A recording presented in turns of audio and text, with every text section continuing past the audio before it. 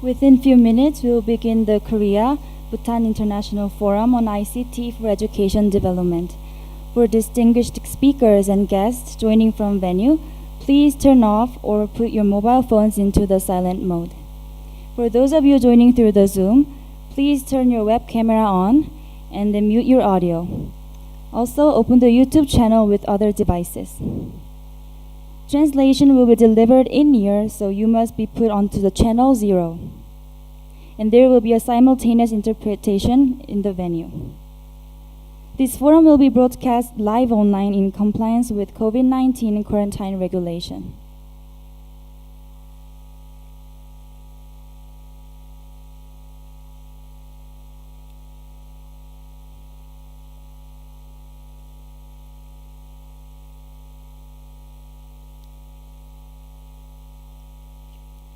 Ladies and gentlemen, good morning, good afternoon, and good evening. Welcome to the Korea-Bhutan International Forum on ICT for Education Development, hosted by Ministry of Education of Korea and Ministry of Education of Bhutan. We are pleased to see all of you attending this year's forum. My name is Jinju Lee, and I am a program specialist at the Institute of APEC Collaborative of Education. And I'm given the honor of being your MC for today's forum. Thank you.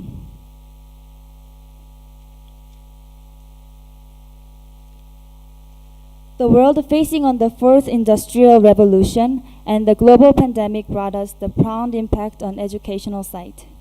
Especially due to the COVID-19, in-person classes were suspended and the learning opportunities that students deserve were taken away.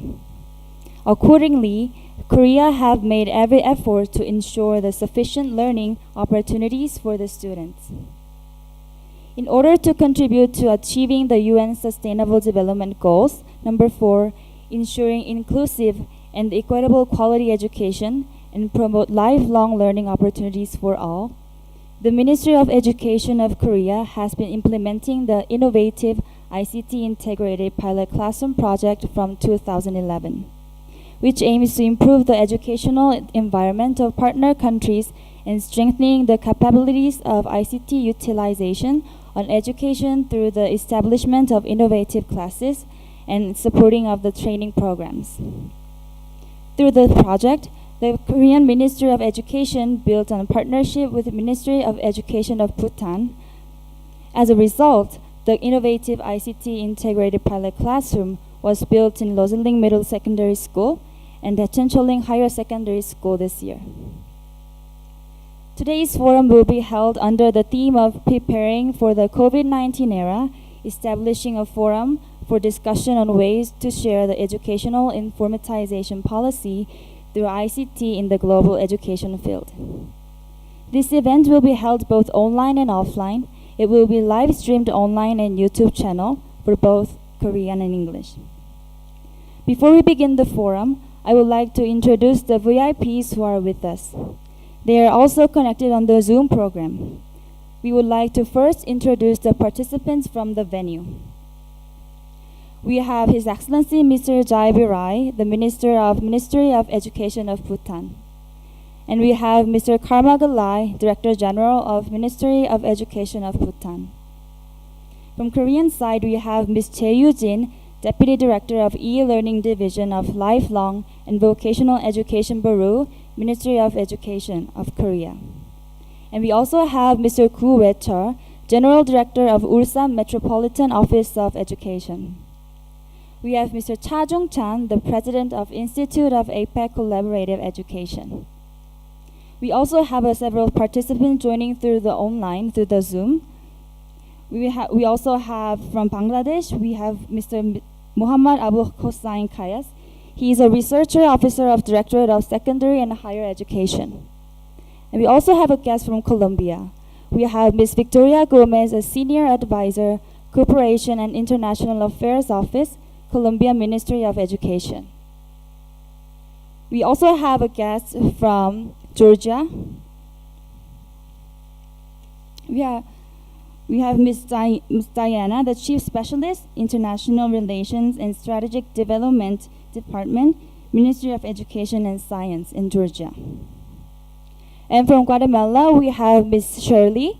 She is a Deputy Director of Research Department of Educational Innovation, Guatemala Ministry of Education. We also have a guest from Kenya.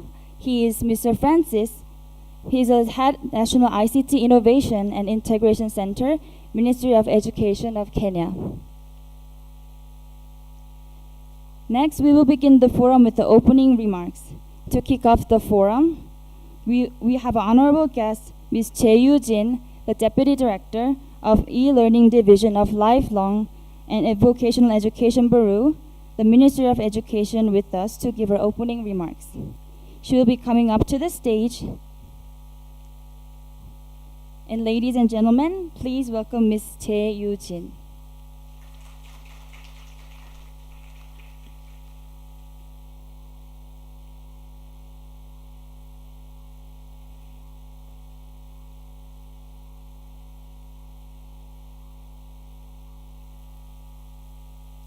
Distinguished guests, this is Yu Jin, Deputy Director of E-Learning Division, Ministry of Education, Korea. Congratulations on holding the Korean-Bhutan International Forum on ICT for Education Development. I'm very delighted to be here today and deliver these welcoming remarks. In particular, I would like to thank the Ministry of Education of Bhutan and Gross National Happiness Commission for dedication to the innovative ICT integrated pilot classroom project in Bhutan. I would like to thank the officers of the Ulsan Metropolitan Office of Education and the Ulsan lead teachers for supporting the establishment and training of the ICT classrooms. In addition, I would also like to express my deepest gratitude to Cambodia Ministry of Education, Youth and Sports, Bangladeshi Ministry of Education, and Colombian Ministry of Education, who have been contemplating to the continuous use of the ICT classroom project even in difficult circumstances. I would like to thank both Dachen Choling Higher Secondary School and Rosaling Middle School for the generous support throughout the project, as well as of Institute of APEC Collaborative Education, who put effort to hold this forum. Distinguished delegates, due to the continued spread of COVID-19, teachers have experienced the difficulties of sustaining existence in offline classes, and students have faced their learning loss. Facing this crisis, the current challenge is not a problem for a single country, but a problem we face in all countries. As a result, cooperation through the international community has become even more crucial. In today's forum, we not only discuss the solutions for the global educational gap derived from COVID-19, but also the sharing of best cases of ICT classrooms and plan to discuss ways to strengthen cooperation between countries today. I genuinely hope that today's forum will serve as an opportunity to promote educational cooperation. I would like all the distinguished guests to gather wisdom so that Korea, Bhutan, and partner countries can wisely overcome the future society. The Korean Ministry of Education will make continuous efforts in line with this movement.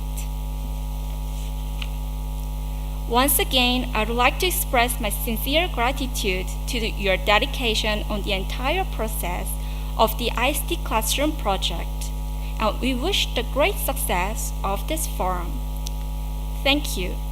Gadinche, Agun, Donovat, muchas gracias.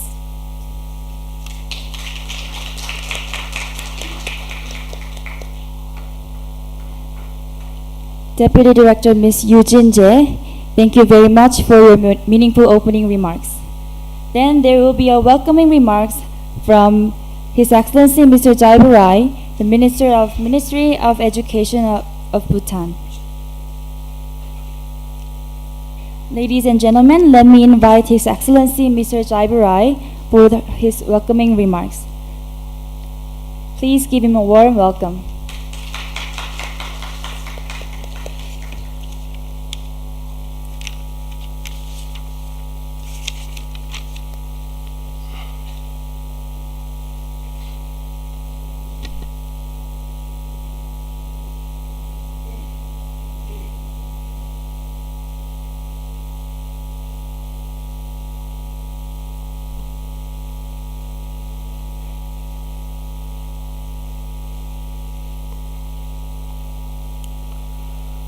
Once again, good morning. Ms. Z. Eugene, Deputy Director, Ministry of Education of Republic of Korea. Mr. Woo Chul Koo, General Director, Ulsan Metropolitan Office of Education of Korea. Jung Chan Cha, President, Institute of APEC Collaborative Education of Korea. Distinguished guests, colleagues, ladies and gentlemen. Every aspect of life in 21st century is related to science and technology. It is the age of information technology. It is in this era a huge flow of information is emerging in all fields throughout the world. And this has led the use of information technology in the educational field for making the teaching learning process successful and interesting for both teachers and students. In an education setting, a diverse set of ICT tools are used to communicate, create, disseminate, store, and manage information. In some contexts, ICT has also become integral to the teaching learning interaction. Through such approaches, chalkboards are replaced with interactive digital whiteboards. Smartphones and other devices are used for learning during and outside the class time. A new model of teaching called flipped classroom is being practiced, wherein students watch lessons at home on the computer and use classroom time for more interactive exercises. If a teacher with high digital literacy skills and competencies are trained to use ICT in teaching learning, it promotes and leads to higher order thinking skills, makes students creative, and offers individualized options to students to express their understandings. These opportunities prepare students to deal with ongoing technological change in society and the workplace. Graduates who are less familiar with digital culture are increasingly at a disadvantage in a national and global economy. We must now start preparing our children to equip them with the skills and competencies to navigate in the unknown future, especially the digital skills and competencies. For this, the ICT in education planners must include considering the total cost benefit equation, supplying and maintaining the requisite infrastructure, and ensuring investments are matched with teacher support and other policies aimed at effective use of ICT. Information technology has brought the countries to one world, and in this global community of oneness, everybody must support each other in reducing the emerging issues of digital gap. Otherwise, the gap will grow exponentially and developing nations will be invariably left behind. Last but not the least, therefore, as we all agree on the importance of technology in education, I urge the leaders in education technology, developed nations, and planners to rethink education and digitize education. I hope and wish and pray that this conference will come up with lots of ideas and wisdom, leading our education system to 21st century and beyond. I wish you everybody best of luck and have a wonderful time. Thank you.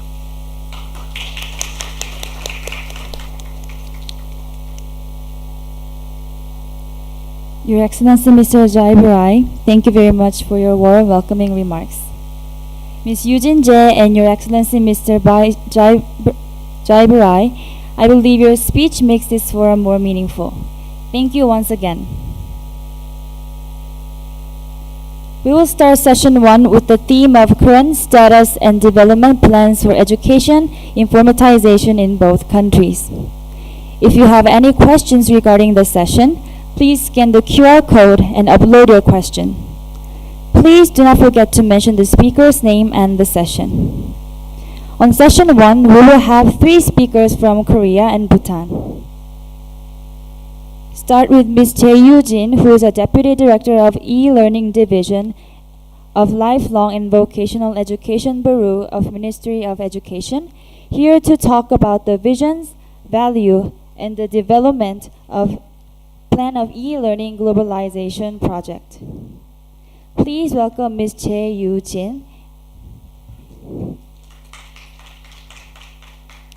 And when the presentation is ready, she may start.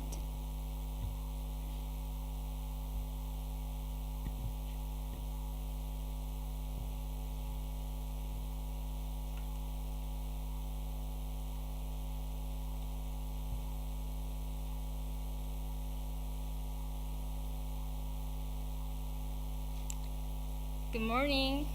I'm Eugene Jae, the Deputy Director of the Learning Division of Ministry of Education of Korea.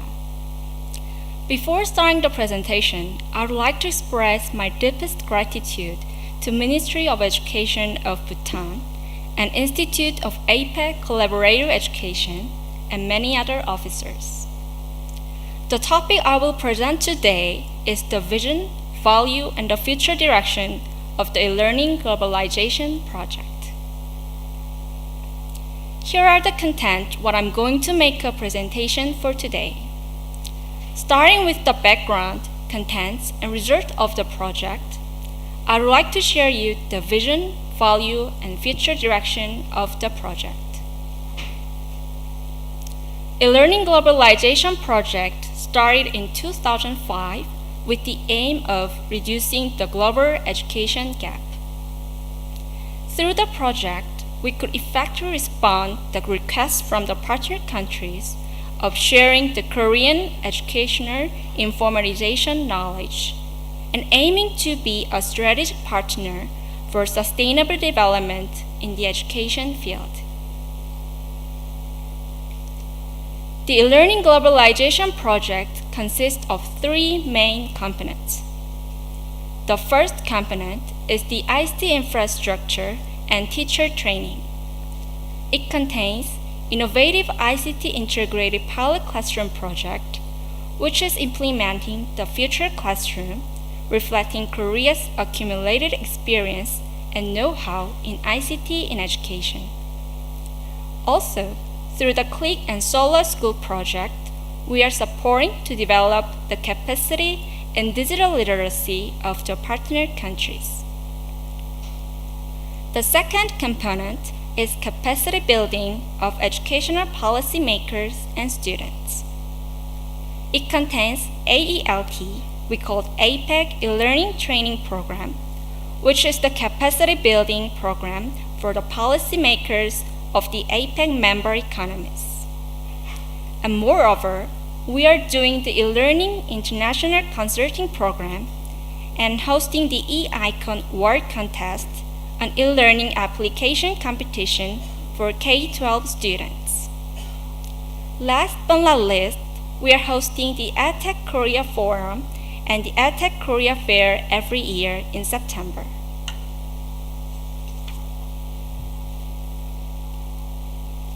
Now, we will look at the results of the e-learning globalization project from 2 main perspectives. First, let's look at the result of the support quantitatively. I will share the accumulated results of each project as of 2021. In ICT infrastructure support and teacher training section, we trained more than 8,000 teachers and supported nearly 40,000 ICT equipment through CLICK project. Through innovative ICT integrated pilot classroom project, we implemented to 21 countries, and through Solar School project, we implemented in 12 countries. Next is section of capacity building of educational policymakers and students. Through AELT program, more than 900 policymakers had opportunity to develop policy-making capabilities. And we have conducted 23 countries to the consultation to the policymakers. Moreover, we are holding e-icon world contest since 2011 every year, and the total participants has been more than 1,000 students. Last section is EdTech International Events. More than 17,000 members participated at EdTech Korea Forum, and almost 100,000 participants visited the EdTech Korea Forum in last year through the online. Currently, the e-learning globalization project is playing an important role as a channel between Korea and partner countries for continuously transferring Korea's excellent e-learning education policy and field. Through the past 20 years of project promotion, we have established a global network with about 30 partner countries and continue to cooperate. Now, I would like to explain about the vision and value of the project. First, we are supporting the educational development and capacity building for the partner countries through the systematic ICT training and infrastructure support, knowledge sharing between the participants. Second, we aim for reciprocity and co-participation through mutual growth with partner countries. Third, we reflect educational policies and field demand of partner countries. Fourth, we would like to maximize the effectiveness of the project by participating experts in each field of Korean education, whom like edtech companies and teachers. Lastly, we ensure sustainability of the project based on community activities.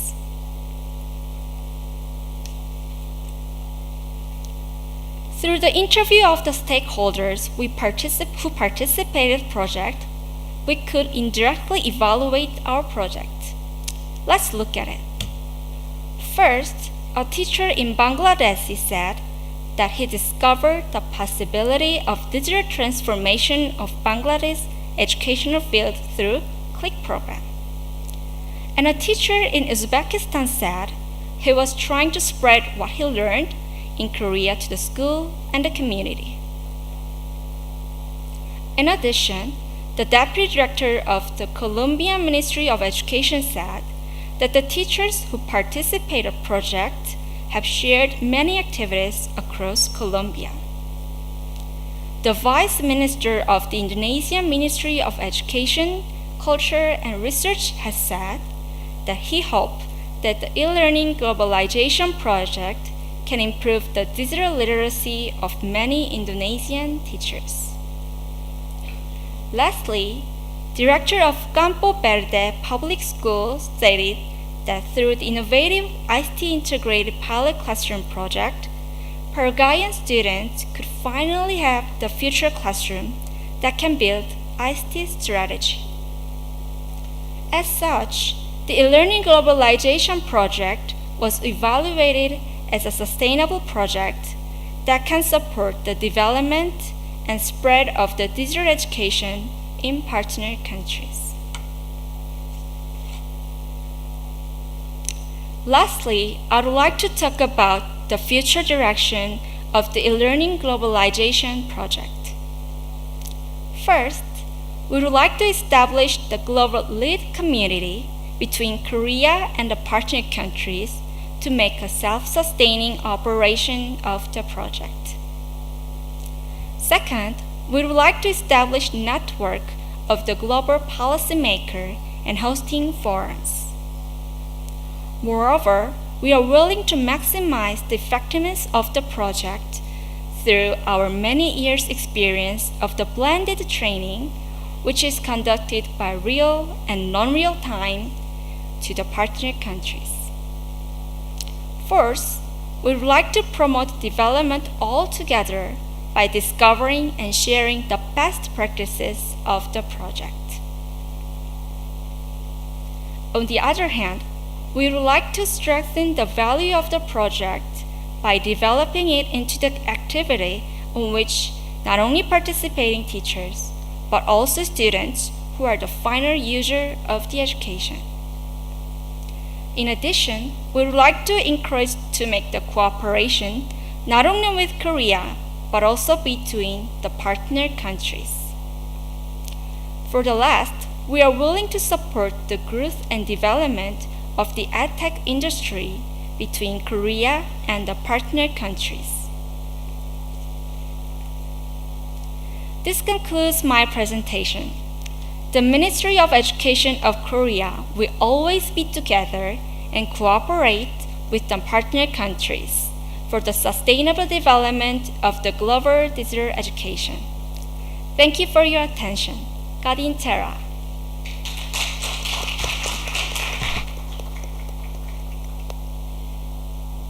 Thank you, Ms. Jae Yoo-jin, for your insightful presentation. Our next speaker is Mr. Yeshe Landap. He is a Deputy Chief of School Planning and Coordination Division, Department of School Education, Ministry of Education of Bhutan. He is going to talk about current status and challenges of education informatization policy in Bhutan. Ladies and gentlemen, please welcome Mr. Yeshe on the podium.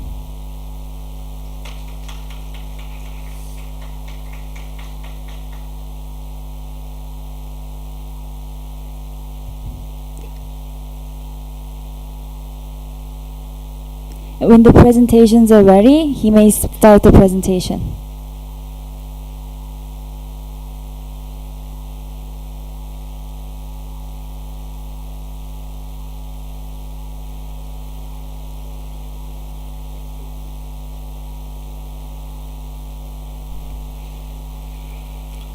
His Excellency Sherik Limbo, Ministry of Education Bhutan, Ms. Yoo-jin Jae, Deputy Director, Ministry of Education, Republic of Korea, Director General from Ulsan Metropolitan Office of Education, President, Institute for APEC, Officiating Secretary, Ministry of Education, and speakers from Cambodia, Bangladesh, and Colombia, and especially nice to see Ms. Sinet from Cambodia again on online. Our last conversation and meeting was in Seoul sometimes in 2019, and hope to see you again. And we have the delegates from the Korea and all the participants gathered in this room. I will be presenting the ICT in Bhutanese education system, the plan, the implementation status, and the challenges that the Bhutanese education system is facing in terms of digitization and bringing ICT to the classroom. If you look at the picture here, a girl from a very remote school in Shemgang, and it is her first day seeing and interacting with the laptop in 2021. The laptop that are being supplied through the education ICT flagship project. It is in Kaktong Primary School in Shemgang. So many excitement you can see in the face of a girl child here. And similarly, there are so many other pictures from remote schools of Bhutan where they are interacting and seeing computer for the first time. And we'll see the plans and the impact in the Buddhist education system. The outline, the ICT in education system, the journey, the history, then ISHRIC 2, the plan that we have, and how the ISHRIC 2 is being implemented, and then some of the challenges that we are facing. So that's my presentation outline. The ICT or the computer to Bhutan from 1980s to 2000, only few higher secondary schools had a computer lab, and the computer science was then offered to the selected students in selected higher secondary schools. In 1999, as information to the participant here, the television and the internet is being introduced to the nation, and that actually felt the requirement to the country to start skilling the future generation. And in 2000, the computer to school project was initiated, and as part of the project in 2004, the computer literacy, computer application subject was introduced as an optional subject to grade 9, and then in the following year to grade 10. But then the teacher was the issue there. So Ministry of Education started working with the Sharapsi College in training the in-service teacher to teach computer application in 2000. And by 2007, the computer science was introduced as optional subject again to grade 11 and 12. In 2009 to 2015, with the financial support from Government of India, the multi-million project was initiated to transform the Bhutan into a knowledge society called Chiffin Repeal Project. Of many components that the project has, the Ministry of Education had three big, huge projects. The establishment of 168 computer labs in all the secondary schools, training of around 5,000 teachers on basic digital literacy skill who missed the ICT literacy program in their school days and in the training days. And the computer literacy program was introduced from grade 7 to 12 to prepare for a knowledge society. And on the same line, the government has started planning the eGov master plan. And eGov master plan recommended the ministries to come up with the sector master plan.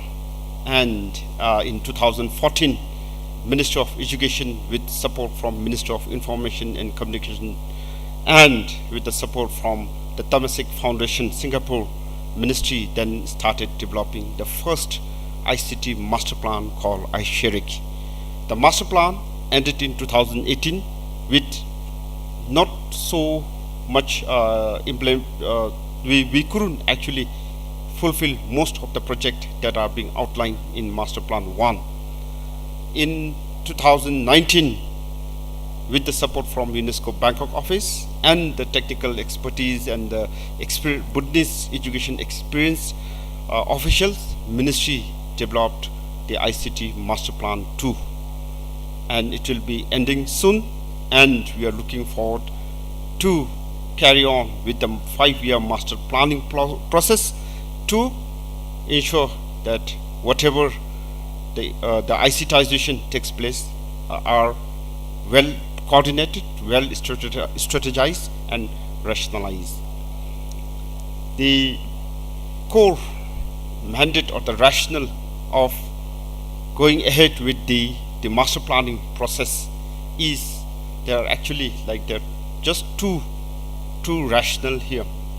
Firstly, we wanted to strategize, we want to rationalize and streamline the ICT programs and ICT activities and plans that are going to be introduced in the school. Secondly, we wanted to harness the power of ICT as an enabler in achieving the quality education. The ISHRIC 2 in short can be summarized in this Buddhist two-storied house. The vision, we wanted to achieve the nationally rooted, globally competent citizen through equitable and pervasive use of emerging and relevant technology. For that, we have 3 learning outcomes: the motivation for lifelong learning, effective teaching and learning, and efficient administration system. And for ISHRIC both 1 and 2, we have 3 strategic thrusts called IABC. IABLE, that focuses on building the capacity of the educators, the students, and the learning support. The IBuild focuses on the integration of the curriculum, ICT into curriculum and in teaching learning. And iConnect basically is a very important aspect, increasing the accessibility to the digital resources through establishment of computer lab, enhancing the internet connectivity, and development of the systems, the education management information system, as well as the learning management system. So under these 3 strategic thrusts, we have 6 broad projects and many programs. And this is the plan. The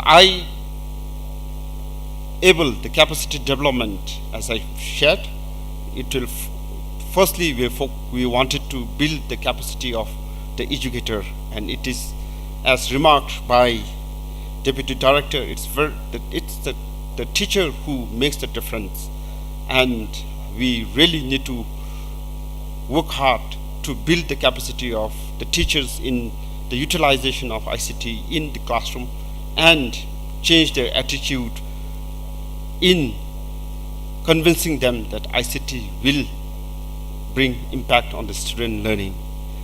The educator here not only refers to the in-service teacher, but also those who are coming into the system from the College of Education.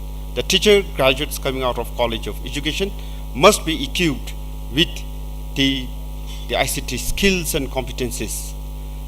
Secondly, we wanted to build the capacity of the future workforce through the ICT curriculum, especially the students. Thirdly, for these things to happen in the school system, we need a learning support from the administrator, from the planner, and from the support staff that are in the school. So their capacity also equally important. If principal is convinced that ICT will make a difference, the school will move forward.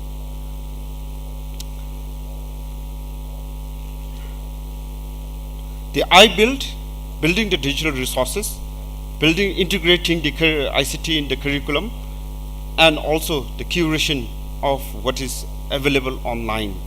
We need not to reinvent the wheel when we have huge resources online. However, it is important to look for the relevant and age-appropriate resources. So the IBuild Trust focuses on building the digital resources, integrating ICT in the curriculum, as well as curating and aggregating the online resources and made readily available to the teachers to implement in the classroom. The iConnect focuses on infrastructure and the system, the setting up of computer lab in the school, the supply of computer, connecting schools to the high speed and reliable internet, and for all the decisions we need a good data, and the only way to collect data is to have a robust education management information system.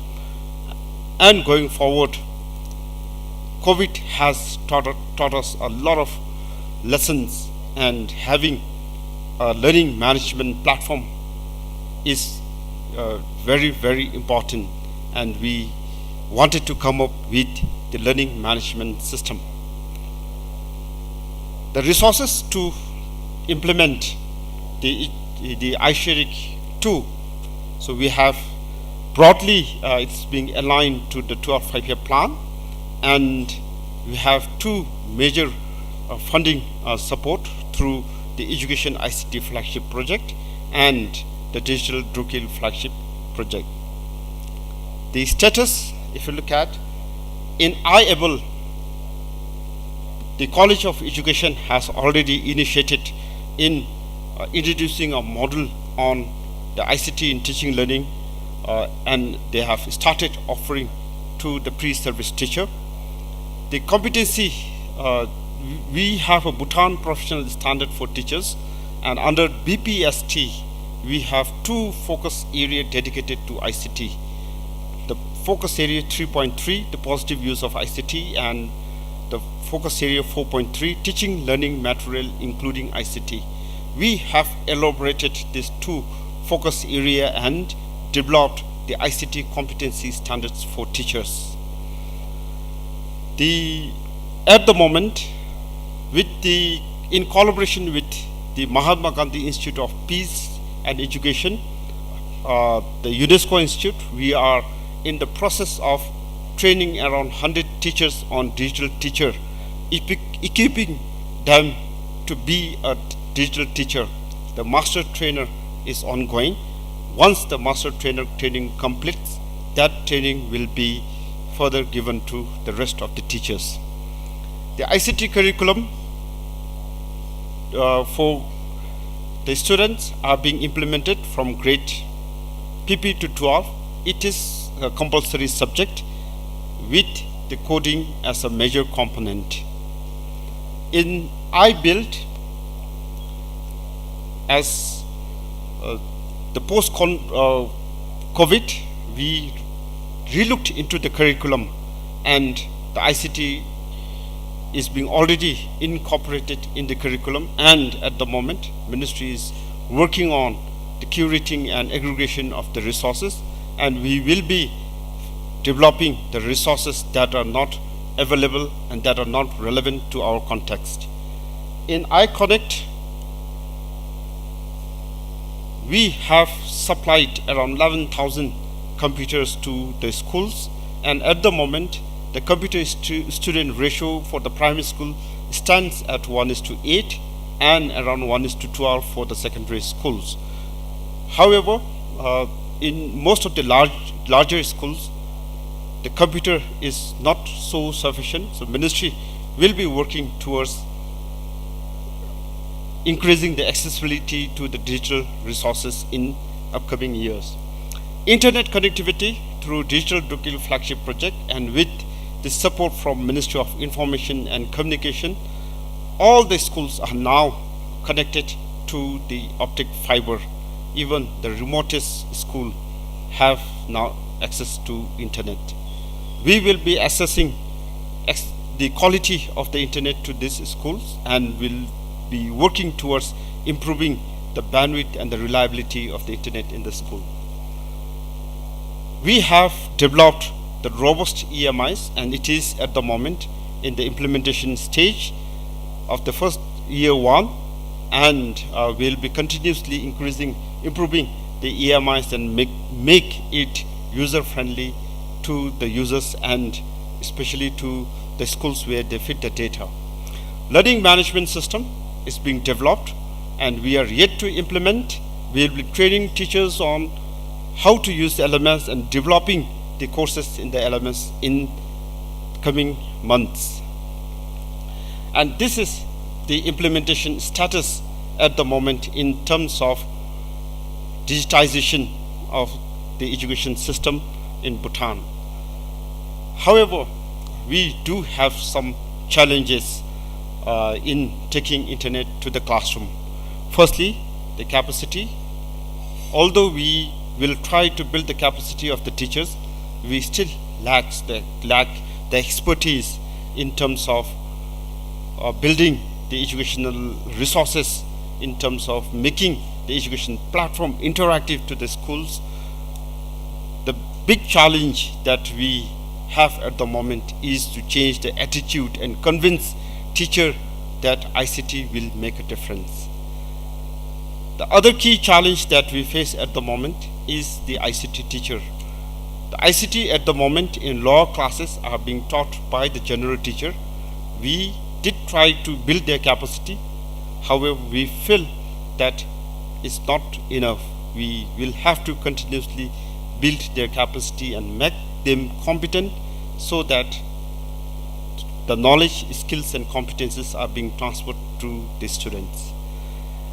The connectivity, although the schools are connected, we still have the issue with the reliability of the internet connectivity, and even if the student wanted to use the digital resources and at home, the affordability is still an issue in most part of the Bhutan.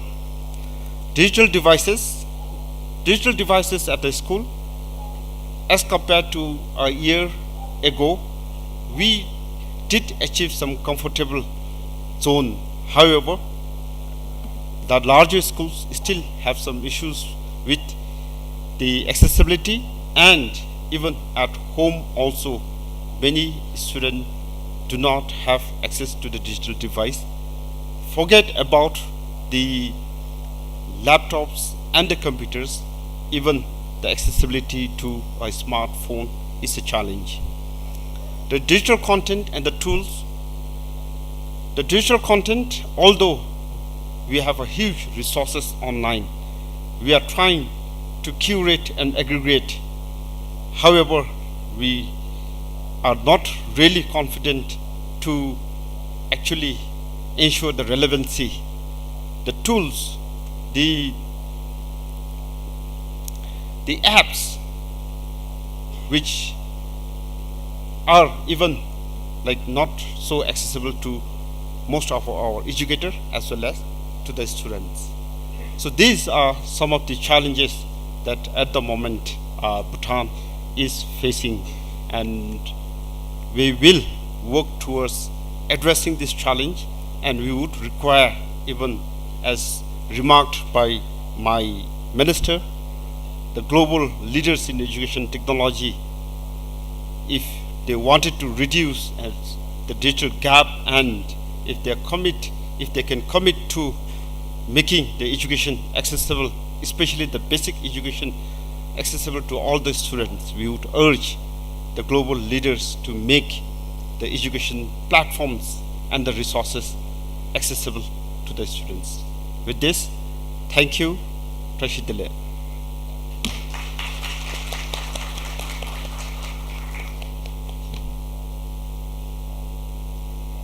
Thank you, Mr. Yashe. It was a meaningful time to know about the Bhutan education informatization policy. Last for this session, we have a special guest from Ulsan Metropolitan Office of Education, Ms. Jung Mi-ae, the leader of the Future Education Division. Let's please give her a warm welcome.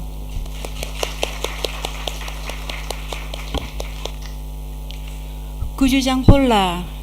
Hello, nice to meet you. This is Mi Jung, the team leader of Future Education Department, Ulsan MOE. First of all, it is my honor to make a presentation here.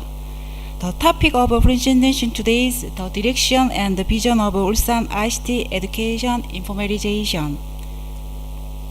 It will be started with a brief introduction of Ulsan MOE and followed by the direction and the vision of Ulsan ICT education informatization in 2022 and the future. The vision of Ulsan MOE is Ulsan education never give up on even one child. The Ulsan MOE consists of 2 bureaus, 2 divisions, 2 departments, 1 division and 13 sections. Total of 511 employees are working currently for the vision of Ulsan MOE. Also, there are 2 regional education offices and 12 direct institutions. The number of total schools in Ulsan is 435. Students is 146,740, and the teacher is 10,817. From now, the direction of Ulsan ICT education informatization is systematically. I'm sorry. The total budget of Ulsan MOE in 2022 is about $2.240 billion. Among the budget for teaching and learning activity in Ulsan exclude leased costs such as labor costs. The budget for education informatization account for the last part with about $64.4 billion. The direction of Ulsan ICT education informatization is systematically subdivided into 5 pillars. It consists of first, platform support for future education; second, support for training future human resources; third, building a digital-based education infrastructure; fourth, projects that upgrade customized education information; and fifth, establishment of safe digital culture. From now on, let me introduce the direction of Ulsan education formalization in detail.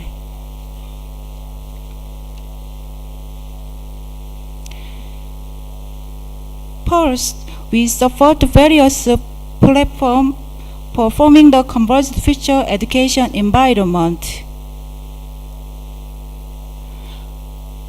As a part of future education support using Metaverse, you have built or provide a Metaverse space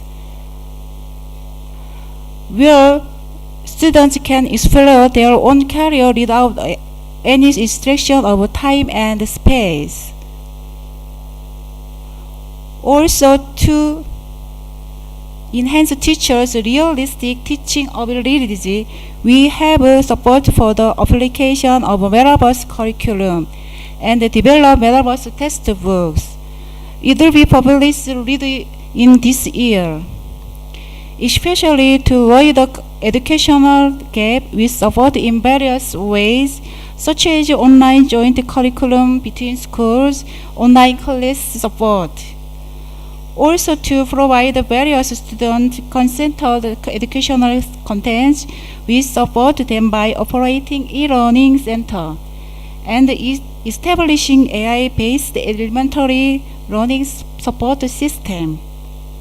Likewise, we are operating the Ulsan Education Support Center to provide educational materials for teachers. Second, support for training future human resources. We are implementing various measures to train future human resources, such as reinforcement of students' education course of software AI. Also, we are operating 16 AI reading schools, 2 AI convergence education centered high school, and the Ulsan Creative Convergence Education Center.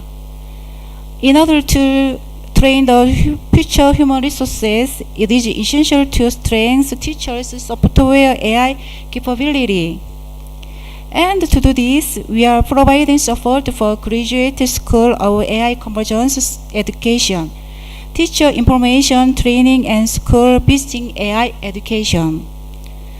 Also, we conduct teacher information research contest once a year to develop the class model utilizing ICT. We felt the importance of digital literacy education for teachers and students to prepare for the future society. So, we are operating digital literacy education research support group and curriculum research group. Also, we conduct digital literacy training twice a year and manage 45 digital literacy reading schools. In addition to run 2 EduTech reading schools to prepare the future-oriented school education innovation model. Third, building a digital-based education infrastructure. Our currently conduct project called Construction of an Online-Offline Convergence Reading Class is to support distance-based stable education infrastructure and prepare empowerment of future education.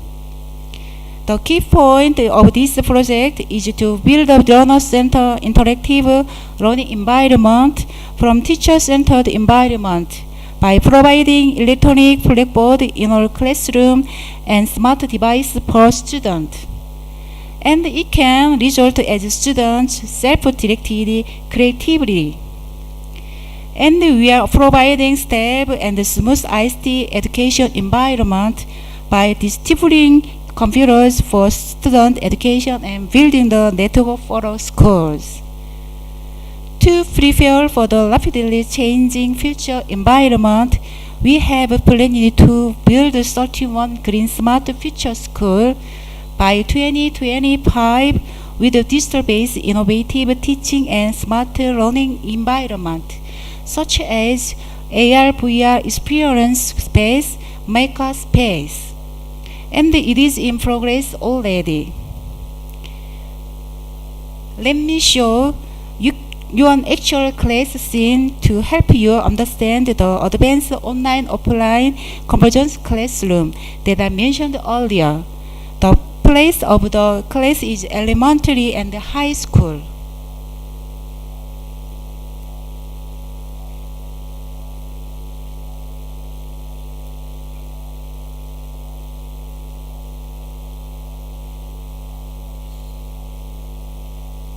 분필가루 날리는 칠판이 점차 사라지고 전자칠판이 대세가 되고 있습니다.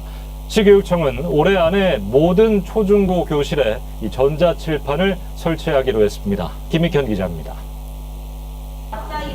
초등학교 교실에 분필로 쓰는 칠판 대신 86인치 전자칠판이 설치되어 있습니다. 인터넷과 연결돼 있어 사회 수업 시간에 지명을 검색하면 지도가 나타나고 가로 세로 글자 맞추기도 재미있게 할 수 있습니다. 수학 시간에도 다양한 그림을 활용해 학생들의 흥미를 끌 수 있습니다. 디지털 콘텐츠도 언제든지 이용할 수 있습니다. 학습 효과가 높은 건 물론 분필가루 날리지 않고 교실에 TV 모니터도 필요 없어서 학생들의 반응도 아주 좋습니다. 코로나로 학교에 오지 못하는 학생들도 온라인을 통해 수업을 들을 수 있습니다. 시교육청은 지난해 79억 원을 투입해 초중고 38개교 791개 교실에 전자칠판을 구축했습니다. 올해는 513억 원가량을 투입해 초중고 교실 전체에 전자칠판 설치를 마친다는 계획입니다. 전자칠판은 대면, 비대면 혼합 수업이 가능하고 교육용 디지털 콘텐츠도 활용할 수 있어 말 그대로 미래 교육을 위한 발판이 되고 있습니다. UBC 뉴스 김익현입니다. 여러 가지 그 위치를 한번 다 넣어보기 바랍니다. 원래 기획서 생각했던 그 길이가 나오는지. 네, 목소리에다 3, 2 넣었죠. 그러면 네, 14 맞죠? 이러면 실제 거리는 루트 13이 되겠죠. 루트로 씌우는 한 번만 배우면 되겠죠. 원론적으로 해주신 거죠. 그래서 x1이 지금 4가 들어갔으니까 얘가 지금 4가 들어갔고요. 4가 될 테니까 얘가 4. 그러니까 4 곱하기 2가 무엇이냐라고 질문을 한 거죠. 그러니까 4의 2승이라고 지금 곱하기가 대답을 한 거고요. 그래서 얘는 16이 되고요. 얘는 같은 맥락으로 9가 더 더하면 25가 됩니다.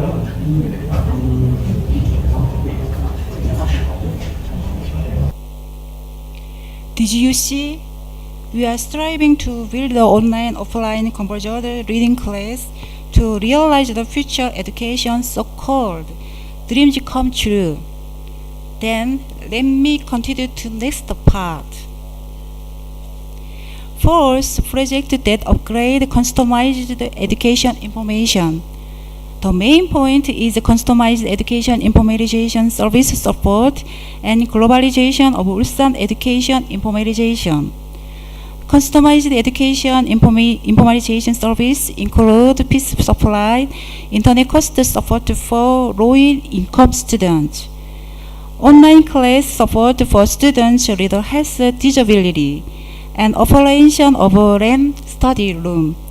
Also, we are realizing the globalization of Ulsan education informatization by sharing know-how with exchange cooperation countries. Fifth, the establishment of a safe digital culture.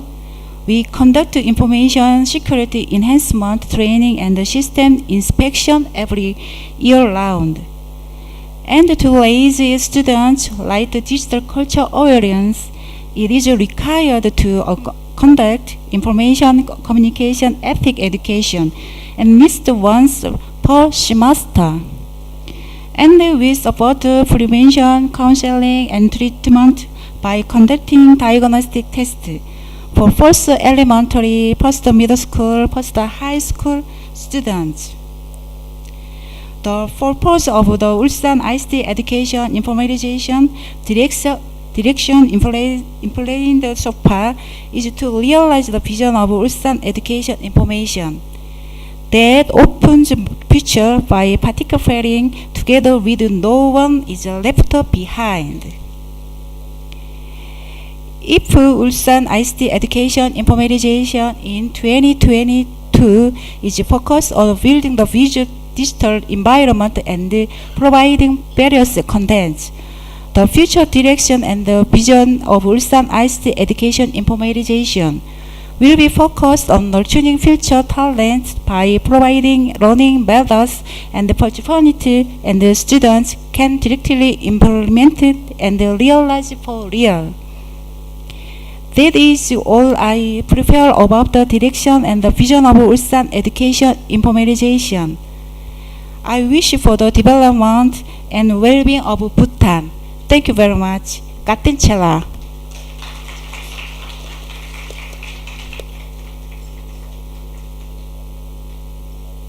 Thank you, Ms. Mia Jung. Thank you again for both Ms. Chae Jin and Mr. Yashe. For those of you who are joining online, please scan the QR code to leave your questions, or you may also click the link on the YouTube chat box. Ladies and gentlemen, this brings us the end of the session first with the title of Current Status and the Development Plans for Education Informatization in both countries. We will have 5 minutes break. Please get some fresh air and a cup of coffee, and we will start the session too. Thank you.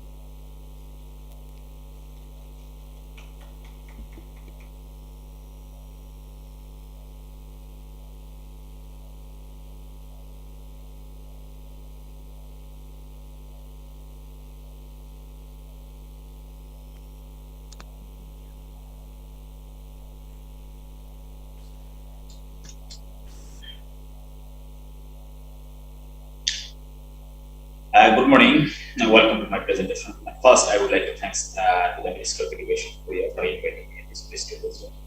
I also thank all those who participated in this program. Welcome to my presentation. Today, my presentation topic is yes, this is our background.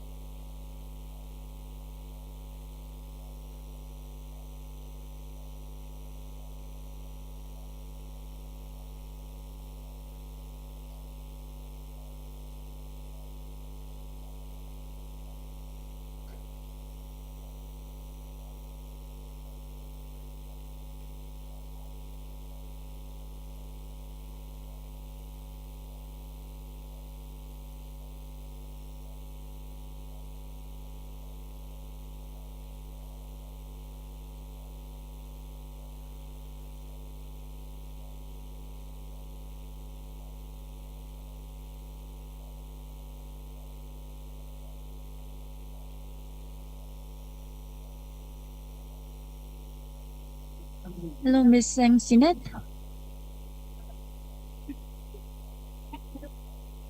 Good Hello, morning. Do you hear me? Yes. we are in the break time, and could you share the screen for right now?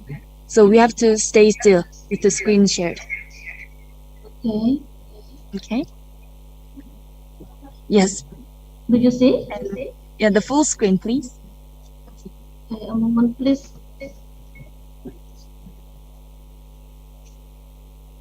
Do you see it? Yes. Yes. Yes. Perfect. So leave it like this, and I'll introduce the session number. And when it's your turn, you can just start this presentation. We will start about like 5 minutes. So thank you. Thank you. You hear me clearly from Cambodia? Because No, Sinet, this is the break time right now. So after 2 minutes, I will announce the starting. Okay, but you can hear me, right? Yes, I can hear you right. Okay, because of the raining outside, I'm just afraid the sound is not that good.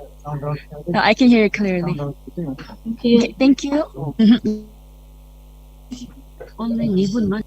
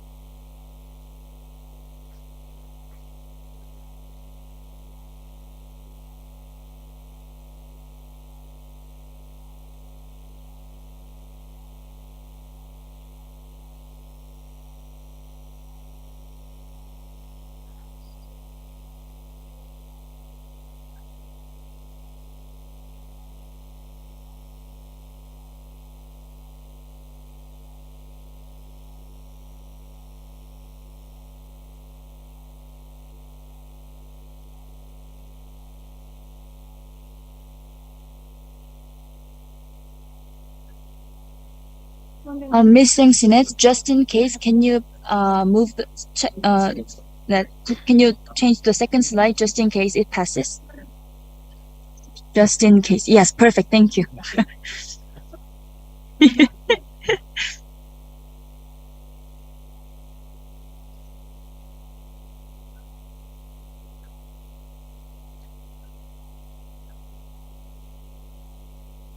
You can move to the first slide.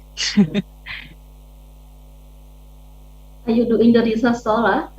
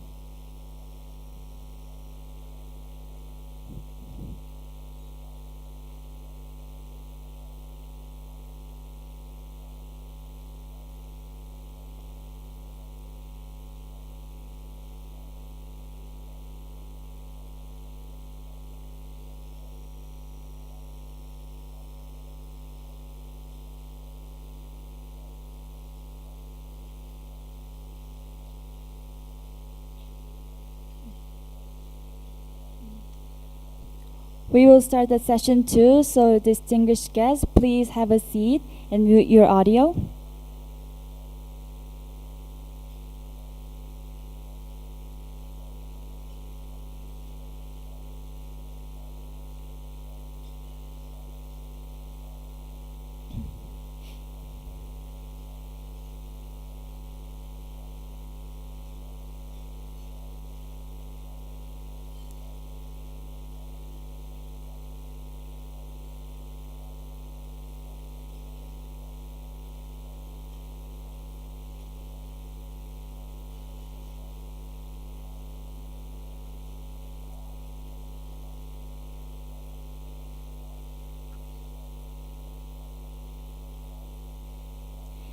Did you enjoy your break?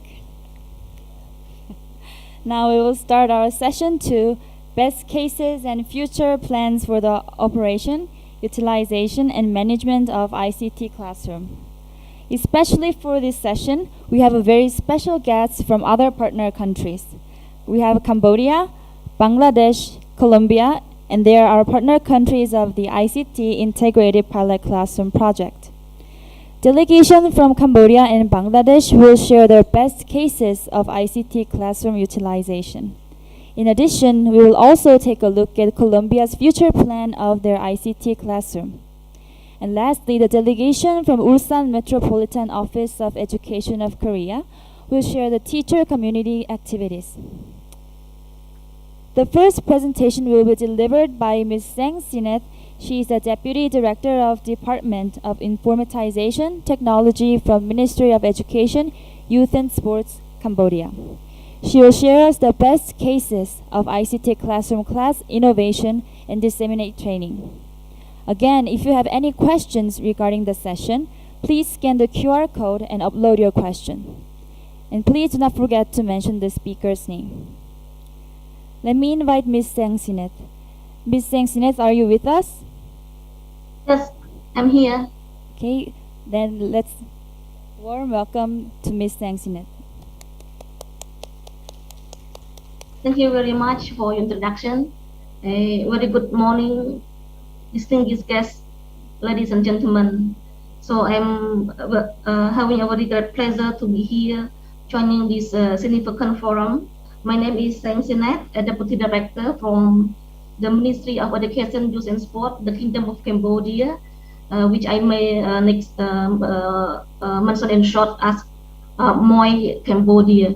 So I'm thankful for having me, Ms. Kim Julie, for the invitation. I'm sharing you the best practices of the cooperation between the government of Korea and the Royal Government of Cambodia under the project of implementation on ICT for Cambodia education development. To start my presentation, I would like to show distinguished guests, ladies and gentlemen, about the one quote from His Excellency Minister Dr. Hong Chunaron. He mentioned that we move 10 years ahead of time to introduce digital education to the education sector in Cambodia during the crisis of the COVID-19 pandemic. So my presentation today also elaborate or partly justify why Minister has come up with this quote. Because of the insufficient time, I would not present this. I will jump to the Korean Cambodian cooperation on ICT for education development. To start with, Ministry of Education Korea, under the implementation from Busan Office of Education and MOI Cambodia, has collaborated for more than 15 years already on the enhancement of ICT for Cambodian education. And this, we start up with design MOU since 2005. And the MOU that I put on the slide here was again signed on 2017 by the president from the superintendent from Busan Office Education and our minister of MOI Cambodia. So our cooperation focuses on a few areas: capacity development for our teachers on ICT competency, the support of ICT infrastructures, the exchange of culture between Cambodia and Korea, and last but not least, the monitoring and evaluation. And I am very thankful for this excellent cooperation that bring great changes for the ICT for Cambodian education system from all levels.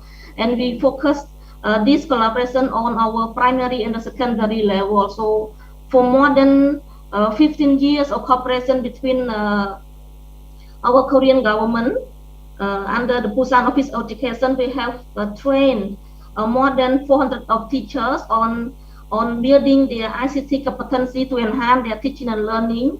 We have received numerous support of ICT infrastructure such as tablet, laptop, desktop, and what I want to focus here, especially during this post-pandemic period, is the establishment of the multimedia studio that has played a very crucial role during the pandemic, during the last 2 years of the pandemic. So as a result from this cooperation, and I also would like to pinpoint that on my presentation, focusing from the period of COVID-19 2020 up until the present of the post-pandemic. So because of the strong partnership with the Busan Office of Education, MOI Cambodia has developed more than 4,000 digital contents to deliver to our teachers during the school closure, while in order to prevent the widespread of the virus to our school children. So with the support from our Korean partners, we use the multimedia studio, e-learning studio, to produce content, and we deliver those content very widely nationwide through a variety of platforms, from our learning management system, from our official social media like YouTube, Facebook channel. We also invited our alumni that used to join the training either physically at Busan city, also from the online training program during the last 2 years that we could not be able to attend the physical training in Busan. We thankful for IACE colleague that provide us the 2 online training program for the last 2 years. We have make our education system still continue amid the school crisis of the pandemic. And for this platform that I put here is all the learning management system that has been developed by our Ministry of Education, Youth and Sport, with collaboration from our partners, from private entities, from intergovernmental organizations, to ensure that our learning still continues. Our children are not left behind amid the school crisis, amid the pandemic crisis. And we also develop a mobile application for e-learning and distance education. We produce a TV program, educational TV program. We produce radio program and all sort of education to ensure that learning still continue. And we also provide offline content server. This is according to the limited of access of internet in the rural area remote schools. So we provide online, offline digital content. We put the content that produced from our studio into an offline server, and then those content will our student can access the digital content by using the tablet supported from our Busan Office Education to get all the digital content. So this is a good modality to eliminate the digital divide between the school in the remote area and school in the urban area where the internet resources are different. Coming up to this important collaboration on innovative ICT integrated classroom, that again I could not be thankful enough for the strong cooperation and dedication from colleagues from IACE to make this project happen and successfully implementing in one primary school in Cambodia, so-called Wat Bo Primary School.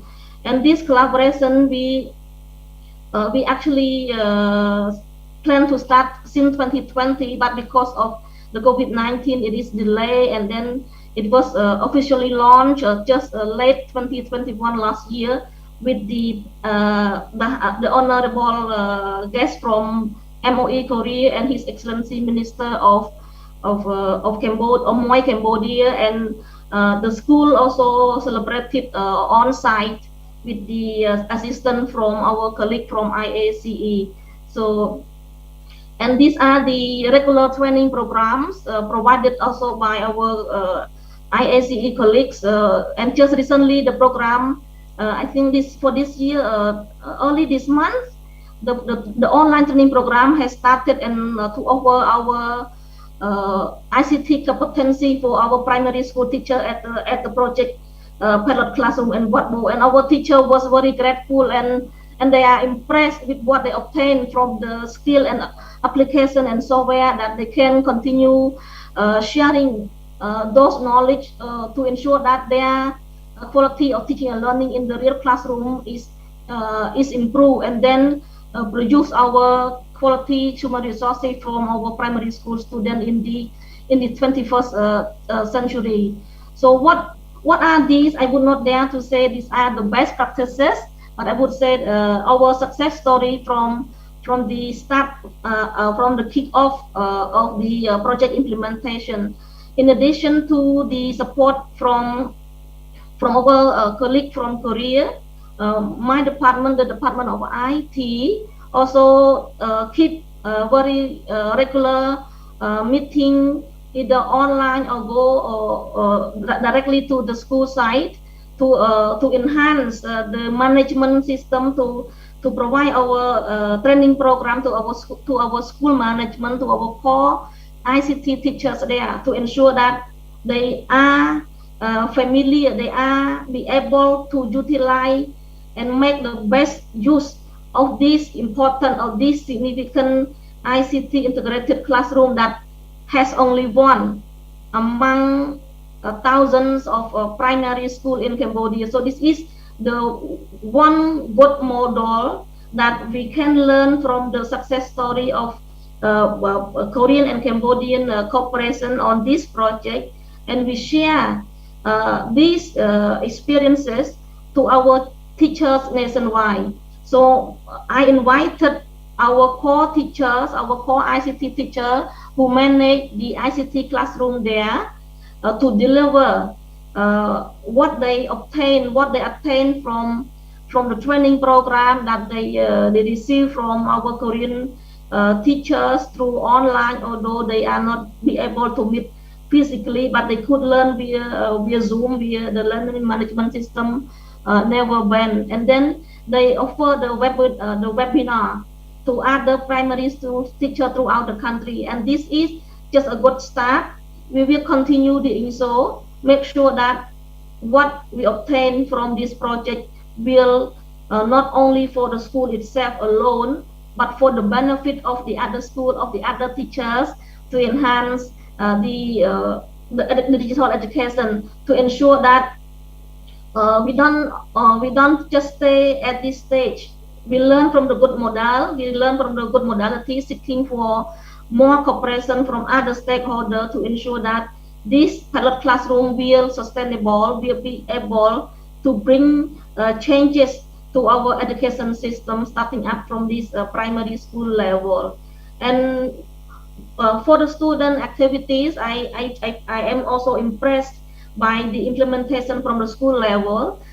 We, the Department of IT, introduced one coding club to the girls at the school. So these are the activity that our girl at the pilot school join the coding club, and they learn coding program at weekends. Every weekend they learn entrepreneurship, they learn coding program, they learn soft skill.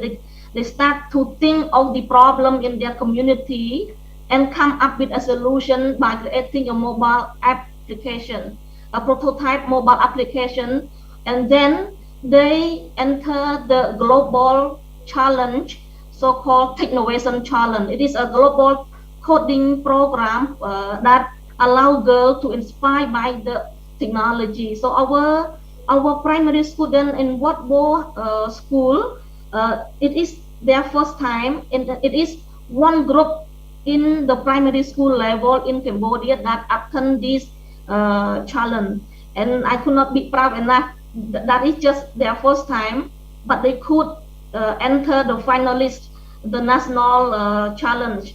But unfortunately, they would not be able to get the award. But I would not focus on the award. I focus on the achievement that they bring change to the school with all the support from our teachers there and my colleagues at the Department of IT. So another success story from this also, we also brought a private partnership between the school and the private partnership educational company that they develop a mobile application so-called Thing. So this is a application that inspire our student to think creatively to think to the problem solving in the level of their education. So we, by the coordination from Mr. Sokha, our director, so we signed this agreement, and then we will install the application into the tablet that support from the project of this pilot school. So it is about to implement it soon within this I think by November we will implement this project as well to deliver our new modality of digital education to our primary school children. And these are what I would not much focus. It is the new outlets that the TV channel, local TV channel in Cambodia produce a documentary.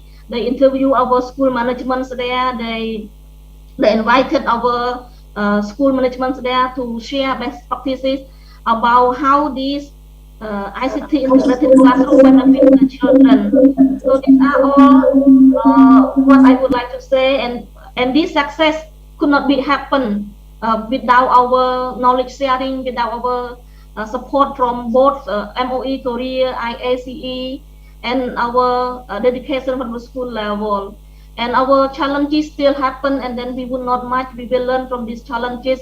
We will try to eliminate the gap, because the public school is just one among thousands of schools throughout the country. So we will learn from this. We do the need assessment to make sure that our quality of education by this cooperation between Korea and Cambodia will continue to sustain for the next step, seeking for more cooperation to build more infrastructure of ICT in school.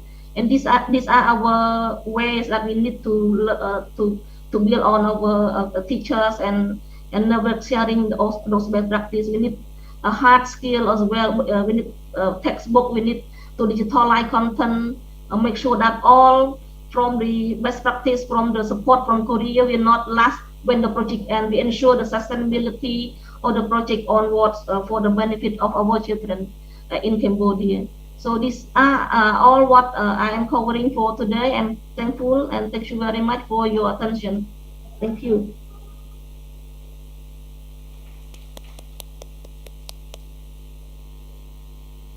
Thank you, Ms. Singh Sinit, for your presentation. On presentation 2, we will have a speaker from Bangladesh, Mr. Muhammad Abu Hossain Kayas. He is a researcher officer of Directorate of Secondary and Higher Education in Ministry of Education of Bangladesh. He is a second time participating in our forum. He will deliver the presentation with best cases for utilization of ICT classroom-based training in the field in Bangladesh. Mr. Kayas Hossain, are you with us?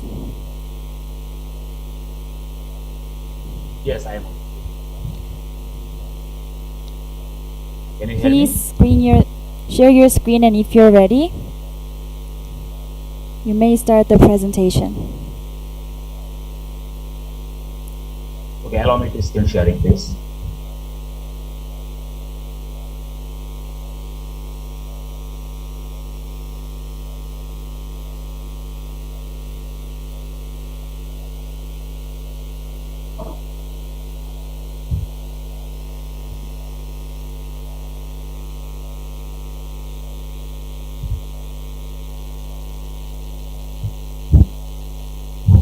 Is the slide showing? Yes, perfect. You may start your presentation. Okay. Good morning, ladies and gentlemen. At first, I would like to thank the Korean government for inviting me in this prestigious event. Also, I would like to thank all those who are participated in this program. And welcome to my presentation. Today, my presentation topic is best cases for utilization of ICT classroom-based training in the field. Perspective to Bangladesh. Yes, this is me. I'm Mohammad Abul Hussain Tayez, working as a research officer training at Directorate of Secondary and Higher Education, Bangladesh, Ministry of Education. Actually, this is the overall background of this presentation. In 2009, Bangladesh government took initiatives to make the country digital by 2021. Already it's done, and our government formed an education policy in 2010. And this national education policy gave emphasis on ICT education. Bangladesh government also took lots of initiatives to make teachers comfortable with digital devices. They also welcome foreigners to establish the digital classrooms. These are some objectives of the Korean projects. Korean government are trying to ensure ICT in teaching learning process, to develop teachers' skills to use modern tools and techniques, to improve learning environment in the institution, to build up a generation for transforming country as a digital country. This is the partnership with South Korea. Actually, Korean government has a multi-strategic partnership with Bangladesh government, and one of the very familiar organization, that is Korean International Cooperation Agency. Long time they are working with us, and they established the Bangladesh Korea ICT Training Center. Actually, in Bangladesh, each and every upazila, they established Bangladesh Korea ICT Training Center, and this training center are using for providing the ICT training for the teachers. For accelerating the ICT education in Bangladesh, the Ministry of Education Korea playing an important role in Bangladesh, such as they are trying to promoting digital literacy among the Bangladeshi teachers. They established 2 ICT integrated classrooms. They are providing training of trainer training and basic training on ICT. They are also providing ICT materials for using in the classrooms. And they established training center for providing ICT training. ICT integrated classroom, actually already you know that Korean government established 2 ICT integrated classrooms in Bangladesh. One is at government Mohammedpur Model School and College, Dhaka, and another one is government Laboratory High School, Dhaka. Actually, these 2 ICT integrated classrooms are equipped with state-of-the-art facilities. Some pictures are given there.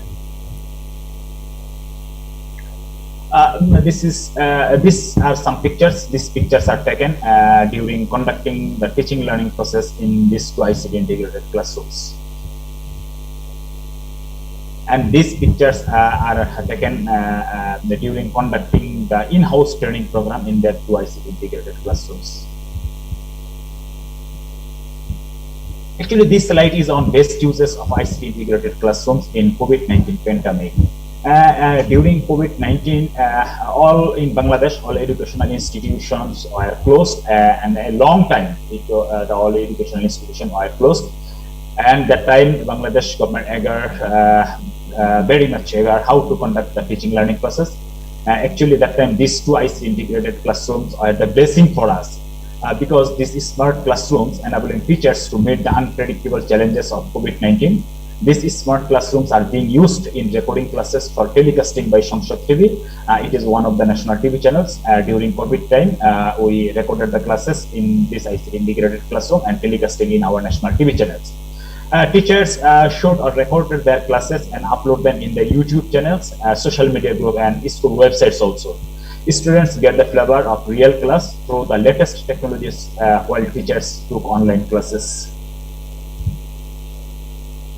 Actually, this slide is on the best uses for in-house training program. Actually, this 2 ICT integrated classroom is not only using for conducting the teaching learning process, we are using this classroom for conducting the in-house training program also. Actually, in Bangladesh, we don't have the world standard ICT training center, so we are using these 2 classrooms as in-house training center also, especially in Dhaka City. A regular in-house training program are being conducted for in Dhaka City, already 450 teachers taken training from these two ICT integrated classrooms. These classrooms enabling teachers to continue classes digitally and effectively. The integration of digital teaching practices along with previous traditional teaching practices. This classroom helps teachers effectively to implement of national curriculum in holding classes. This classroom also introducing various educational tools and apps for making digital education more interested. Best uses for recording TV classes. Actually, I already mentioned that during COVID period, our educational institutions are closed. And at that time, Bangladesh government has to face a great challenges to conducting the TV teaching learning process. Though it was the first time we have experienced that kind of situation, and that's why Bangladesh government took initiatives with the help of World Bank for recording classes to prevent learning loss of secondary level students due to COVID-19, as well as this recorded class can be used if such situation arises in future. A recording process is ongoing in these ICT classrooms on selected subjects for preventing learning loss.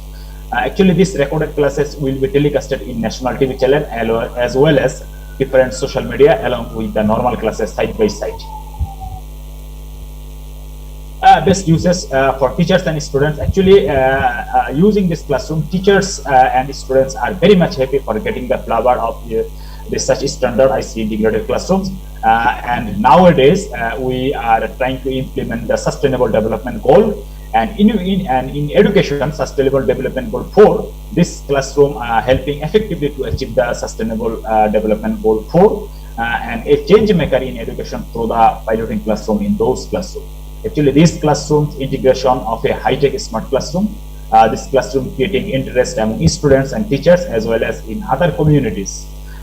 It's increasing reputation and status of schools in the community to a great extent. It accelerating learning process and developing digital skills.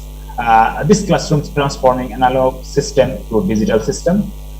This classrooms offering remote learning, building learning platforms through collaboration with home and abroad. Actually, these are some aesthetic activities done by the teachers trained from Korea. From left, right, first one, it is written in Bangla. It is Amar Gore Amar School. Its English translation is My School in My Home. Though you know, during the COVID period, our educational institutions were closed, and that time there was a restriction from the government side on going out.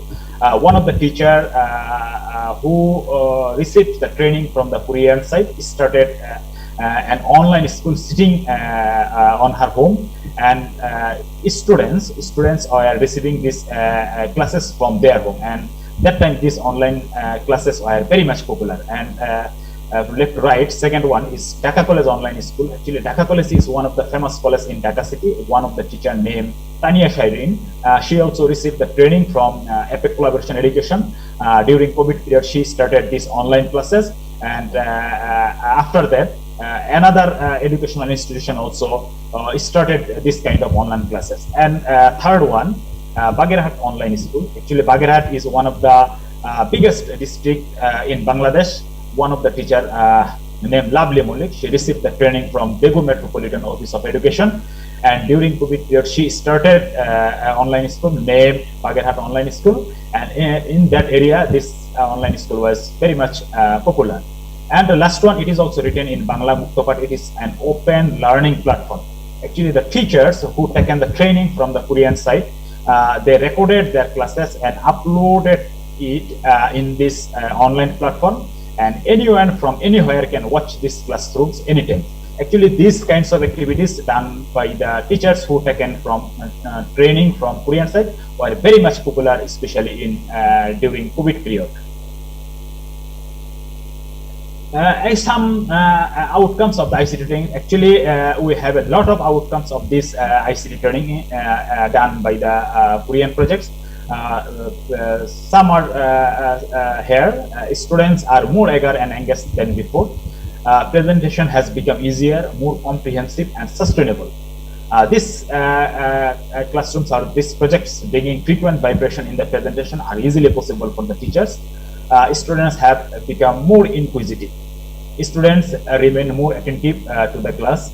This classroom helps the students in remaining the learning gained through practical demonstration for a longer period of time. It has helped both teachers and students to increase their creativity. Tendency of the students to memorize lessons has decreased. Training program has become fruitful, and good quality classes has been recording for broadcasting in TV channels. These are the outcomes of the training program.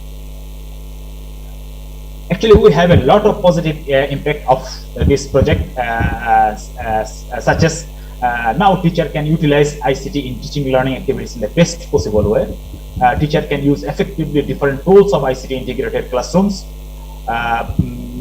Teacher gained expertise on preparing PPT, videos, and different multimedia content. Teachers able to prepare or edit videos with Kahoot. Trainees can use smart board, Google Suite, Zoom, Google Meet, etc. Teacher also able to prepare Google Forms, Google Slides, Jamboards, and know how to record classes and so on.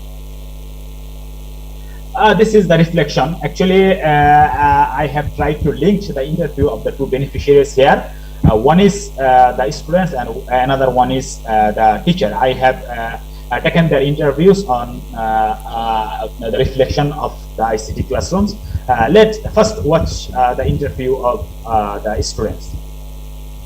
Hello everyone, this is Shakul Kama, a 12th grade student of Government Model School and College. Here I'm going to speak for next few minutes to share with you a wonderful story with positive senses of science teaching.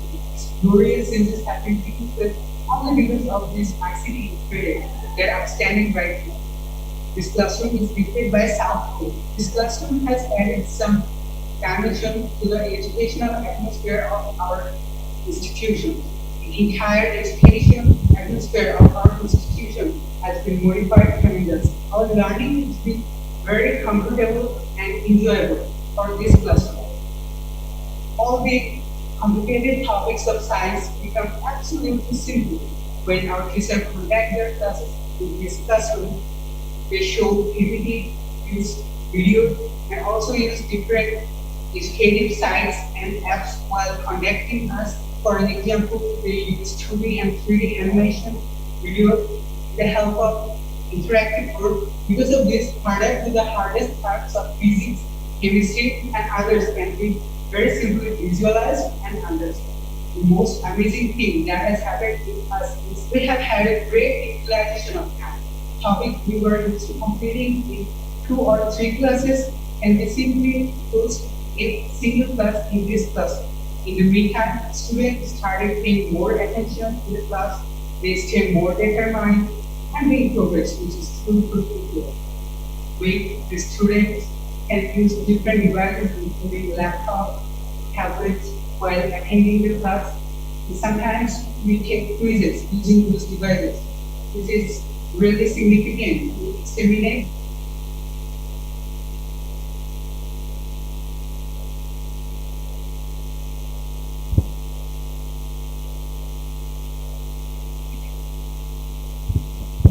Sorry. Now we will watch the interview of the teacher.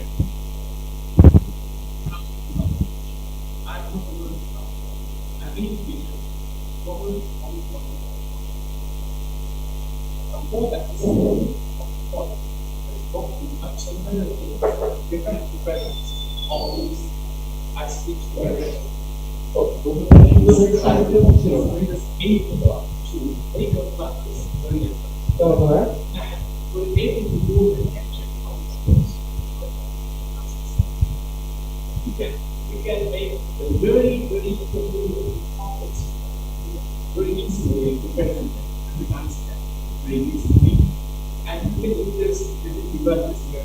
All is very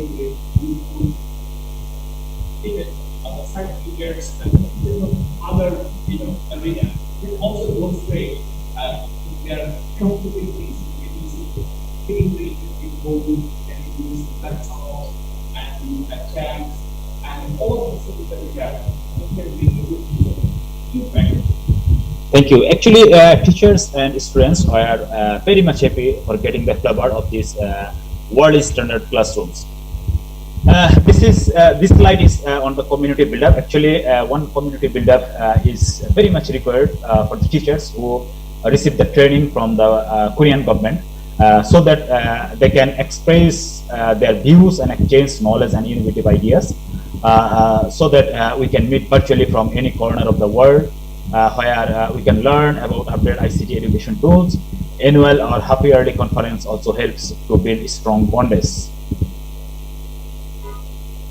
The plan that we have to impose in future, actually we need an impact study of training provided by South Korea. We need to build a local community forum. We have to scale up the program all over the country. We have to engage more schools. Already 2 schools is engaged. We need to engage more schools because Bangladesh we have a lot of secondary school, and so I will request the Korean government to engage more schools in these projects, and number of trainings should be increased. International conference may be arranged, and Korean embassy engagement should be increased, creating more engagement. And thank you all. Thank you for listening to me patiently. Thank you. Thank you very much.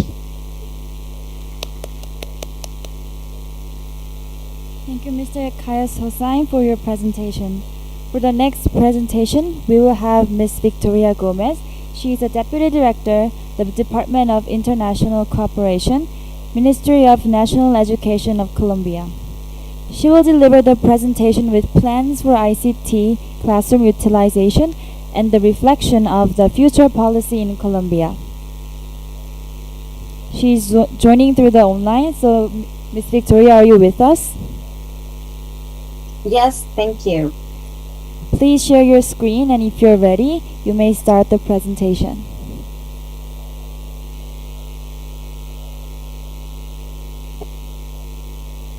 Are you able to see it? Wait for us.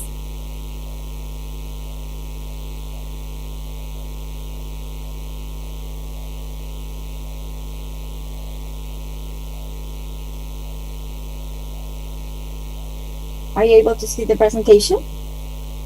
We are adjusting the frame. Yes. Ms. Victoria, you may start your presentation. Thank you for your patience. Thank you. Good afternoon, everyone.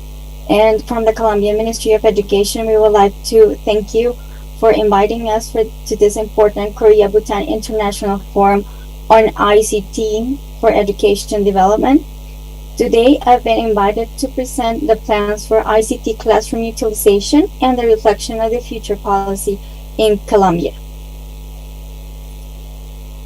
So to give you a little bit of context, from the Ministry of Education of Korea and the APEC Institute, as well as the Asian Metropolitan City Office, we created the Integrated Innovative ICT Pilot Classroom Project in Colombia in 2020. This was during the pandemic. The ICT classroom will benefit 2 schools in Colombia that are located in a region and in a municipality called Huasca and Pitalito. Both schools are located in rural areas, and approximately 100 teachers and 1,500 students will benefit from this project in Huasca, and in Pitalito will benefit 3,238 students and 120 teachers. This project will last 7 years, and it's the second classroom that is established in Colombia by the Korean government. The first innovative ICT classroom was established in 2012 in a region called Ubaté, and we are really thankful for the cooperation, that bilateral relation that we had with the Korean government since 2007. So the main objectives of the projects are the following.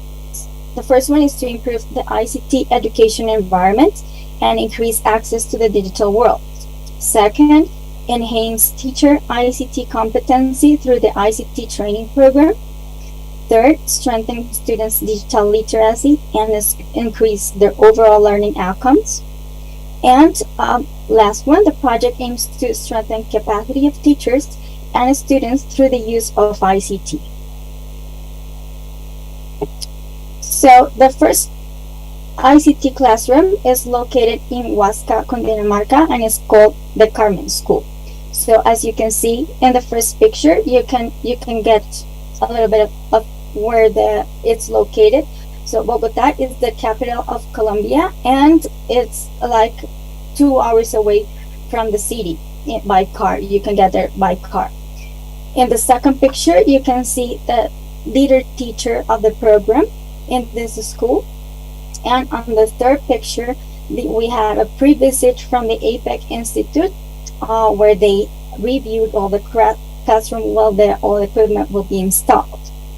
The installation of the ICT classroom in the school will allow teachers and the whole community to generate scenarios to train teachers and students from this area on accompany pedagogical activities and contribute to the achievement of both institutional and community objectives. Create also an innovative projects that are being developed in the region, but they have not been made visible or consolidated due to the lack of resources and due to the pedagogical support. The ICT classroom will have to give value to these proposals, exchange knowledge, and configure academic networks that continue to position at the departmental and national level in Colombia. So the second classroom that it's located in Pitalito, Huila is called the Montessori School, so that you can get also the picture where it's located. If you go by car from Bogota, that's the main city, it will take approximately 14 hours. So the easiest way to get there is by plane, that it's approximately an hour. On the second picture, you can see also during the pre-visit of the Korean delegation, that was the welcoming ceremony that the students gave them. And on the third picture is like how the construction of the ICT classroom was developing. So we're hopefully during the next 2 weeks, it will be completely finished.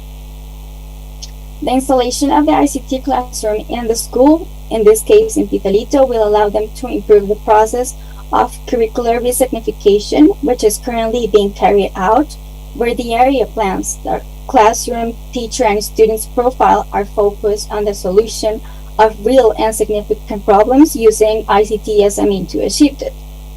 The innovative ICT integrated pilot classroom project will contribute to the development of digital skills in teachers, which will guarantee different learning experiences such as STEM education. That for the Ministry of Education is a priority. That facilitate the construction of knowledge and literacy for students and their families. With this project, we have also a teachers network called Lead Teachers Colombia. The main objective is to promote collaborative work and circulation of pedagogical knowledge with the educational use of ICT. In the picture, you can see one of our teachers that is currently reviewing and explaining to their community of parents as well as students how is going to the project impact their community. Lead Teachers is leading educators to achieve e-learning development. Is part of the CLIC program, the Korea E-Learning Enhancement Corporation. Have innovation, science, technology, and mentorships created by Colombia in 2020, also during the pandemic. It's an initiative for leading teachers to share their knowledge to contribute to the improvement of learning in the classroom with the educational use of ICT. What we would like to you have with this leading Colombia? We agree with the importance of the construction of an ICT community. In this sense, since 2019, the teachers participating in the ICT training program for Colombian teachers have been motivated to participate by sharing their knowledge in different webinars, forums, with workshops, and being panelists on different topics. Where from their experience, they show other teachers that it is possible to integrate ICT in education, and leading by sharing with other teachers interested in starting the integration of ICT in their classroom activities with the students and the community. With the support of Korea in this project, we hope to consolidate the Lead Colombia network. This network currently has 220 teachers approximately that have benefited from the ICT training program. So we hopefully to begin with the Lead Colombia network. For the sustainability of Lead Colombia community, from the Colombian Ministry of Education, we will provide the following. So we have already started with a series of regular seminars that seek to strengthen the skills and competences of lead teachers that are carried out with allies of the educational innovation ecosystem, the fourth industrial revolution skills, training processes with organizations and private allies, which include the following: common core in ICT skills, teacher professional development, digital ecosystem to integrate ICT in different areas, and STEM aimed at teachers of the educational institutions where the ICT classrooms are currently located. Flexible core, articulation of innovation bets with Korea and how it is articulated with institutional improvement plans. This encourages educational institutions to generate annual commitments for the implementation and monitoring of different strategies and how to institutionalize them and the strengthening of educational networks and alliances. Teacher training. This is a very important component that include teachers from schools where the ICT classrooms are located and the teacher training processes and networks for the creation of pedagogical knowledge of teachers and include them in the All to Learn program. That is a strategy in which accompaniment is generated to teachers among peers to inspire the transformation of pedagogical and didactic practices for educational quality. We also have incentives that are spaces for participation in events of the educational innovation ecosystem and digital ecosystem on the National Education Forum. From the Colombian Ministry of Education, we will involve also secretaries of education in monitoring on-site accompaniment of the community, verifying what is being developed with the use of the classroom. So from the Colombian Ministry of Education and the Secretaries of Education will carry out articulation of the ICT classroom in the area of academic management of educational projects in the schools, and the Secretaries of Education will generate the articulation for specific actions within the institutional plan improvement. The ICT classrooms are expected to function as nodes of innovation, as an epicenter for knowledge transfer and teacher training for other schools through the mobilization of the school innovation with different universities in the region, the linking of local organizations to mobilize strategies around the classroom that contribute to local and regional transformation.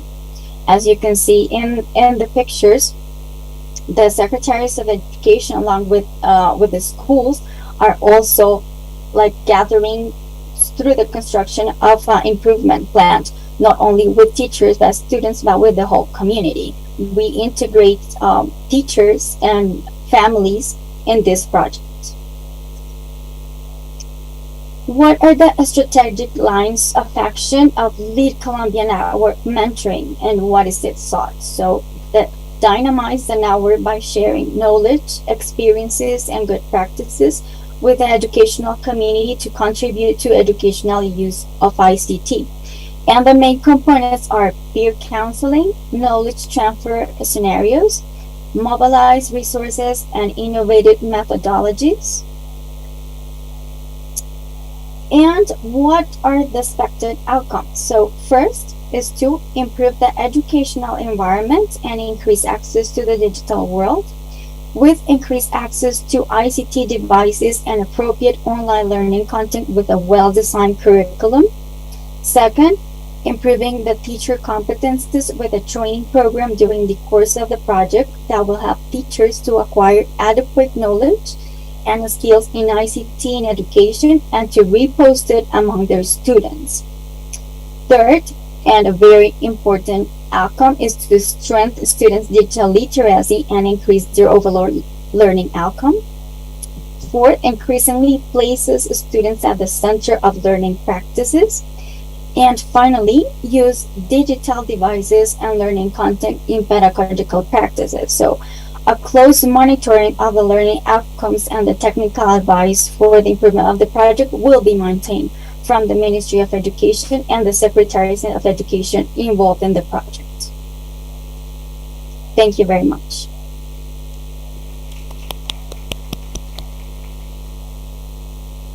Thank you, Ms. Victoria Gomez, for your presentation. For the next presentation, we will have Mr. Kim Won-il.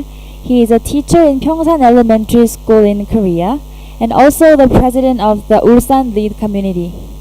He will deliver the presentation with lead teacher community activities and smart future class operation in Korea. He will be delivering the speech in Korean, so for the interpretation, please have an in-ear on your table and set a channel to 0. Please give warm welcome to Ms. Kim Won-il.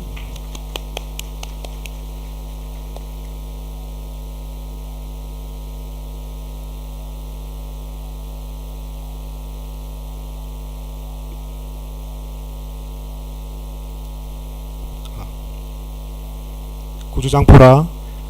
안녕하십니까. 저는 울산 리드교사 김원일입니다.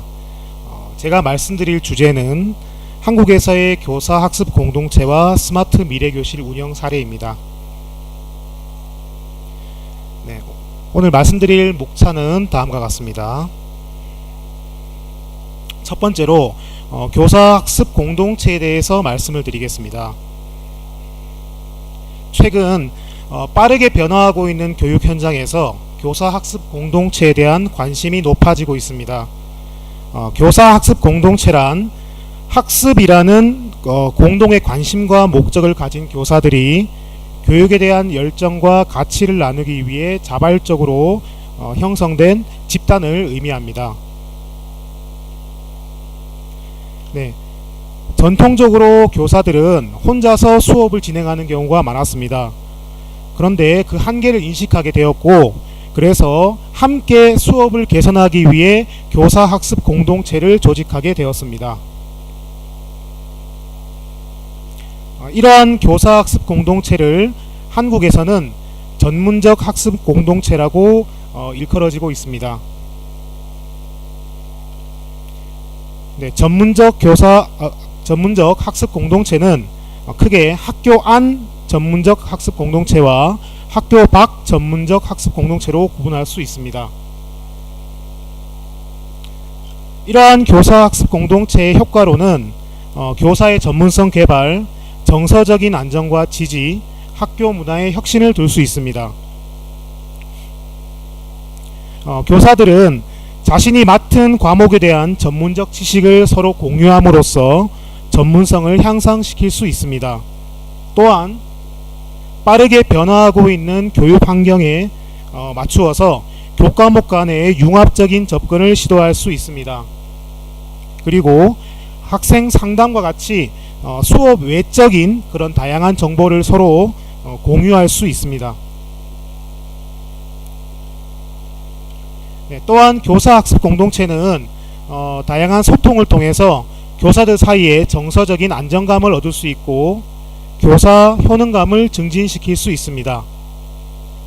그리고 변화와 도전을 존중하는 문화 속에서 교사들 사이에 연대와 동맹이라는 큰 가치를 얻을 수도 있습니다. 네, 전통적으로 교사들은 학급 내에서 주로 혼자 수업을 이끌어가는 경우가 많았습니다. 그러나 교육 환경이 빠르게 변화함에 따라서 동료와 함께 배우고 공유해야 한다는 것을 인식하기 시작했습니다. 이러한 교사들의 노력은 학교 문화의 혁신을 불러일으키고 있습니다.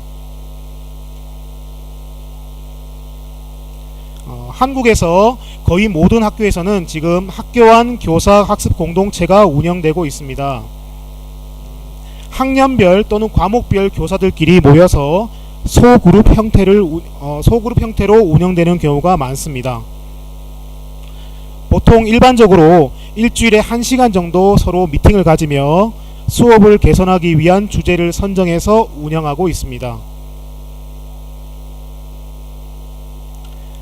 학교 안 교사 학습 공동체의 주요 활동으로는 전문가를 초청해서 교사를 연수하는 경우가 있고, 각 과목들 간의 융합 교육을 위한 수업 설계, 그리고 수업 활동 후에 서로 간의 피드백을 제공하는 활동, 학생 상담이나 문제 해결 활동 등이 있습니다.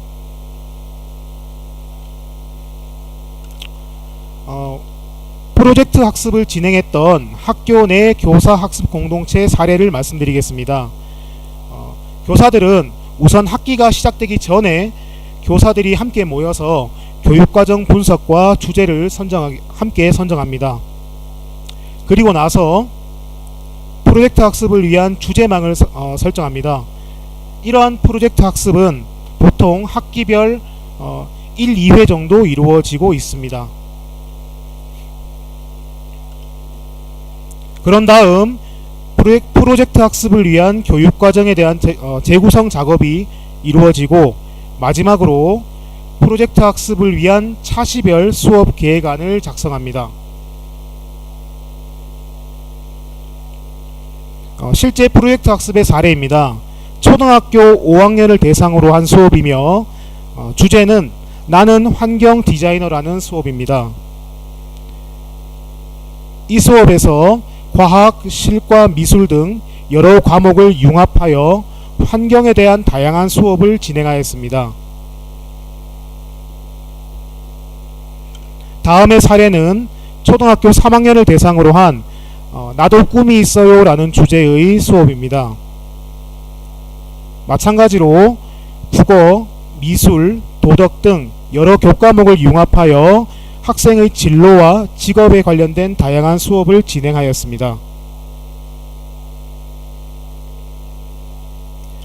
이러한 프로젝트 수업이 끝나고 나면 교사들은 수업의 결과를 온라인이나 또는 오프라인으로 서로 공유하는 활동을 진행합니다.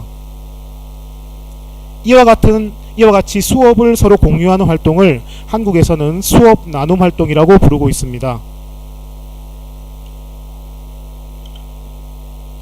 또한 필요한 경우 학기 중에 전문가를 초청하여 교사 연수가 함께 실시됩니다. 그리고 학교 내 교사들 사이에 소통과 공유를 위해 자율적인 연수가 실시되기도 합니다.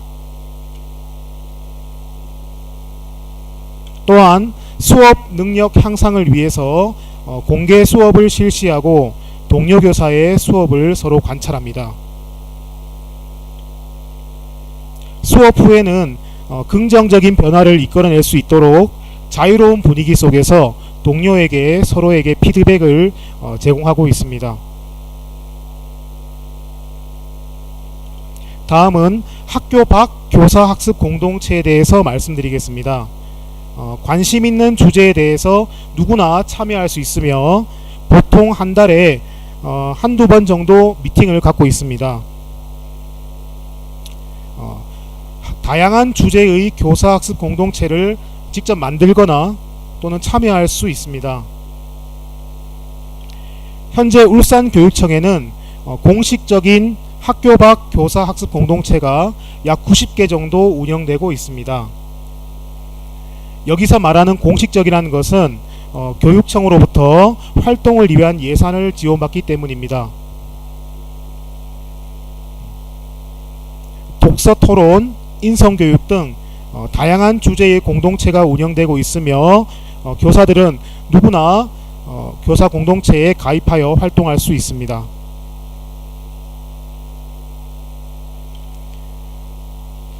학교 밖 교사 공동체의 운영 사례입니다. 저는 현재 4년째 인공지능 교사학습 공동체를 운영하고 있습니다. 인공지능에 관심이 있는 교사들 13명이 함께 참여하고 있으며 모두 다른 학교에 소속되어 있습니다. 한 달에 한 번 정도 온라인 또는 오프라인으로 정기적인 모임을 갖고 있습니다. 인공지능 교육을 위한 교육과정을 분석하고 자율적인 교사 연수를 실시하고 있습니다. 또한 각각의 교사들이 실시했었던 인공지능 교육의 결과를 서로 공유하는 활동도 하고 있습니다. 그리고 필요한 경우 인공지능 교육에 관련된 학습 자료를 개발하는 등 다양한 활동을 실시하고 있습니다. 이러한 활동들은 모두 교사의 전문성 향상이라는 목적을 가지고 있습니다. 저희가 지금 활동하고 있는 울산 리드 역시 학교 밖 교사학습 공동체의 한 종류라고 할 수 있습니다. 현재 7명의 교사가 지속적으로 활동을 해오고 있습니다.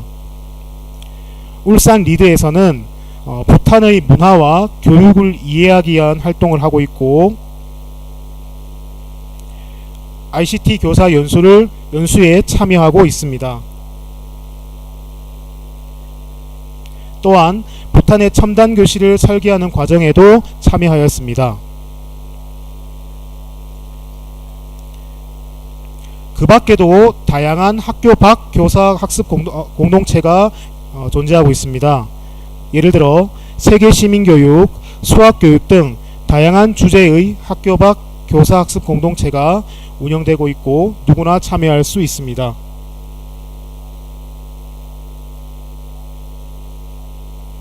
다음은 한국의 스마트 미래교실 운영에 대해 말씀드리겠습니다.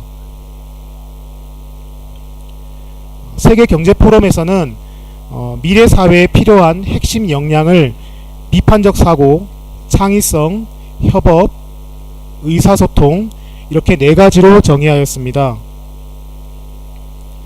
따라서 스마트 미래교실이란 미래사회를 살아갈 학생들의 핵심 역량을 키우기 위한 학습 공간이라고 생각할 수 있습니다.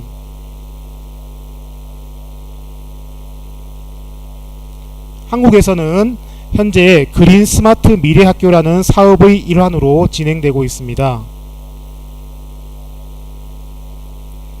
그린 스마트 미래학교의 주요 내용으로는 공간혁신, 그린스쿨, 스마트 교실, 학교 복합화가 있습니다. 저는 그 중에서 스마트 교실에 대해 말씀드리겠습니다.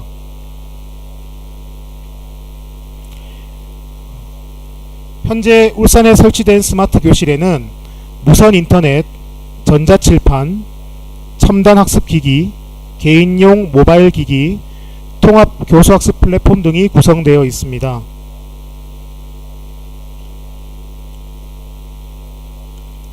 지금 보시는 사진은 지능형 과학실이라고 불리는 스마트 교실의 한 형태입니다. 기존의 과학 실험실에 스마트 교실의 요소가 결합된 형태라고 볼 수 있습니다.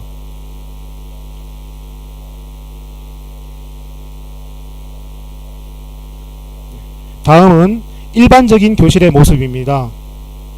울산교육청의 경우 초등학교 교실을 보다 편안하고 안전한 학습 환경으로 현재 바꾸고 있으며, 모든 교실에 무선 인터넷과 전자칠판이 도입되어 생생한 수업이 이루어지고 있습니다.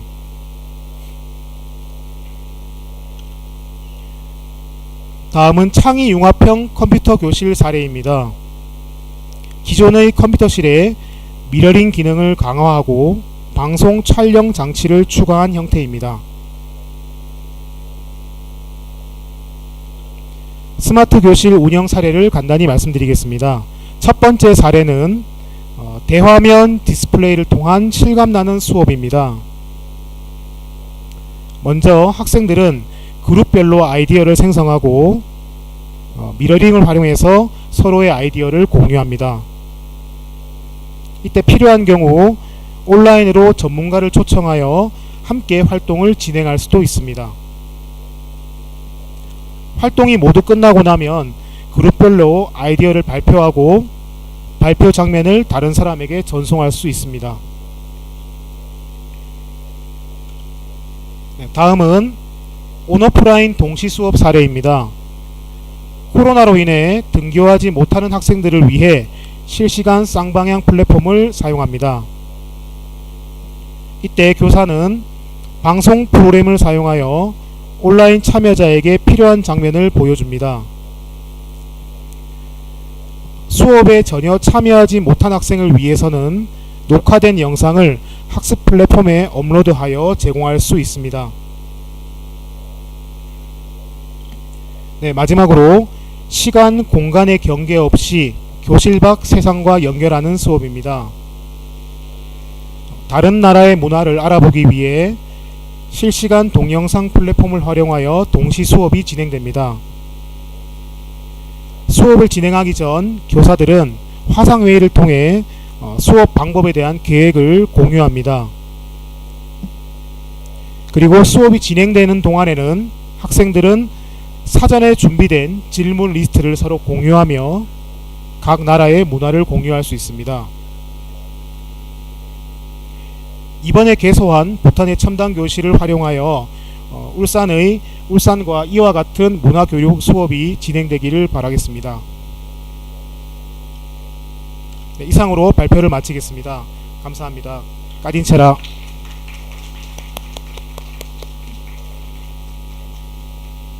Thank you, Mr. Kim Won-il. Thank you very much again for Ms. Sang Sinet, Mr. Kosain Kayas, and Ms. Victoria for sharing us the insightful cases. They always inspired us and shared us the amazing achievement. Thank you again. Ladies and gentlemen, thank you again for taking time for this forum. On our last session, panel discussion, we will have Professor Seo Sun-sik. He is a professor of computer education from Chuncheon National University of Education, Korea. He will be leading the following session as a moderator. For your information, session 3, if you are not the panelist, please turn off your screen. And please refresh yourself and we will see you after 5 minutes. Thank you.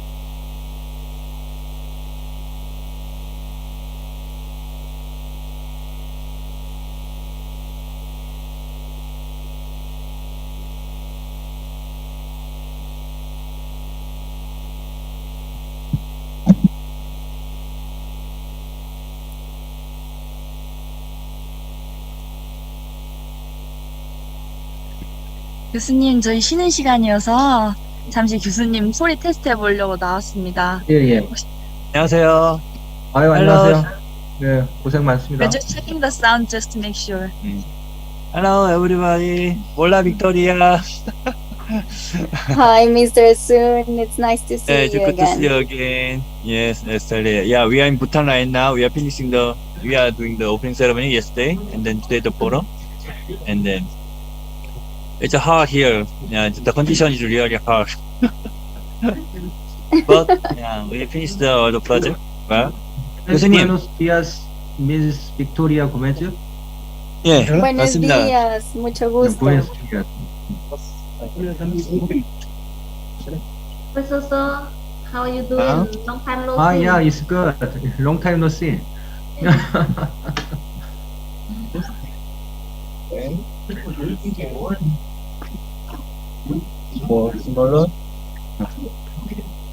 Actually, I met Hossain Kayes in Bangladesh, I believe. Yes, sir. And then he a little bit changed with beard. Yes, sir. Sir, when I met that time, I was not there. And there are a lot of Hossein actually. So I was kind of curious that you are the one I met in your country in 2018, as you mentioned. And it's Thank you, great sir. to see you again here. Thank you, sir. Yes, sir. Yeah. Oh, that's a big topic.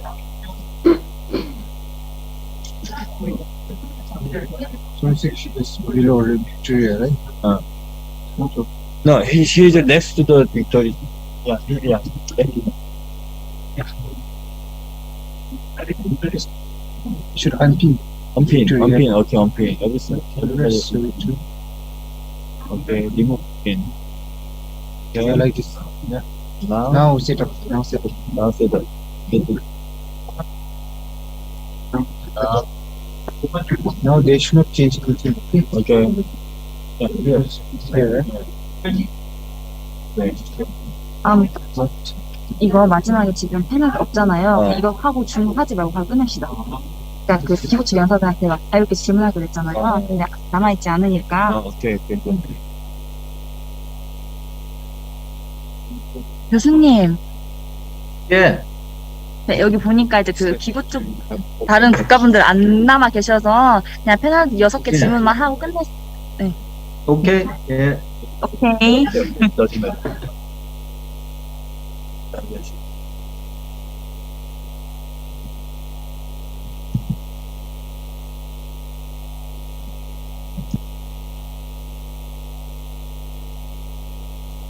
지금 여기 예세이 랜드업 C가 있나요?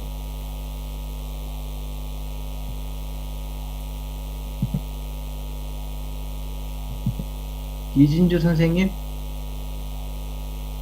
Miss 리진주? I have one question for you. I think they are all busy.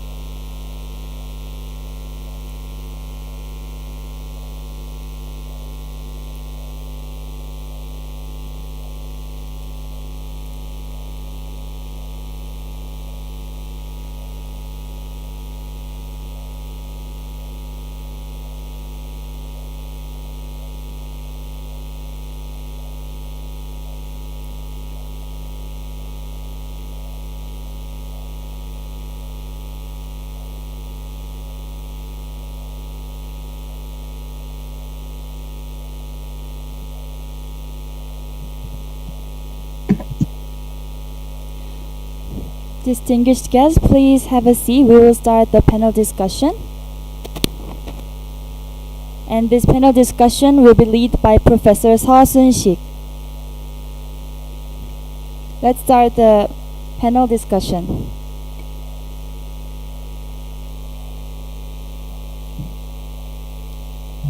Ms. Lee, then it's time for me to start.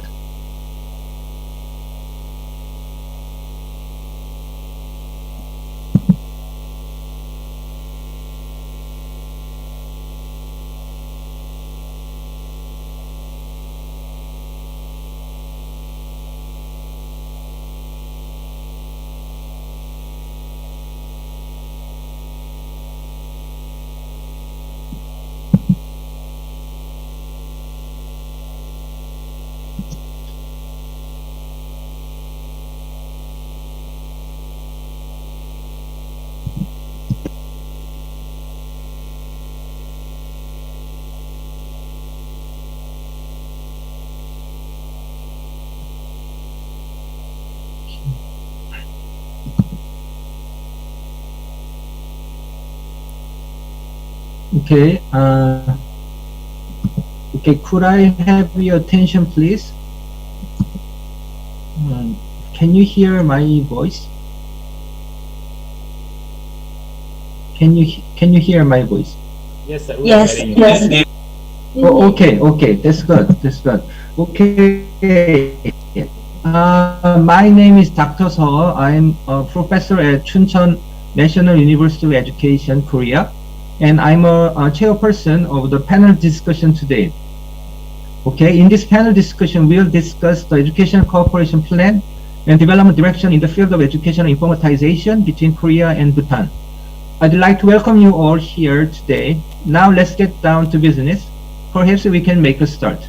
The aim of this panel discussion, as I already mentioned, is sharing valuable experiences and ideas for the effective and successful ICT integrated classroom project.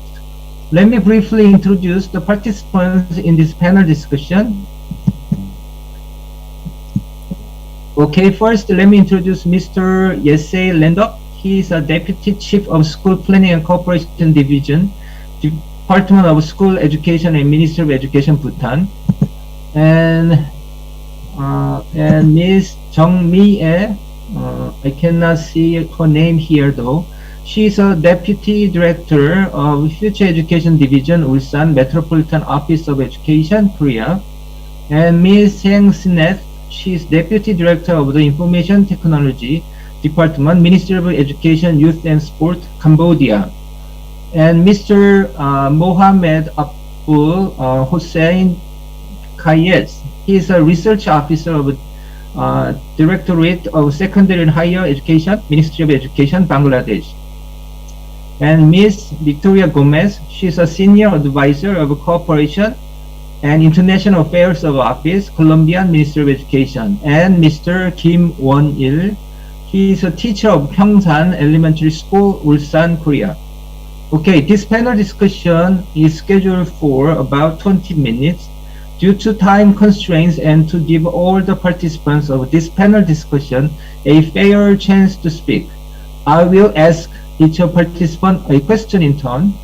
The order in which you will respond to the question is the order you just introduced. Before we move on, I'd like to ask all of you participants a favor. To prevent noise, please turn on the microphone function only when you speak. Okay, then I prepared the first question to Mr. Yesay Lendok.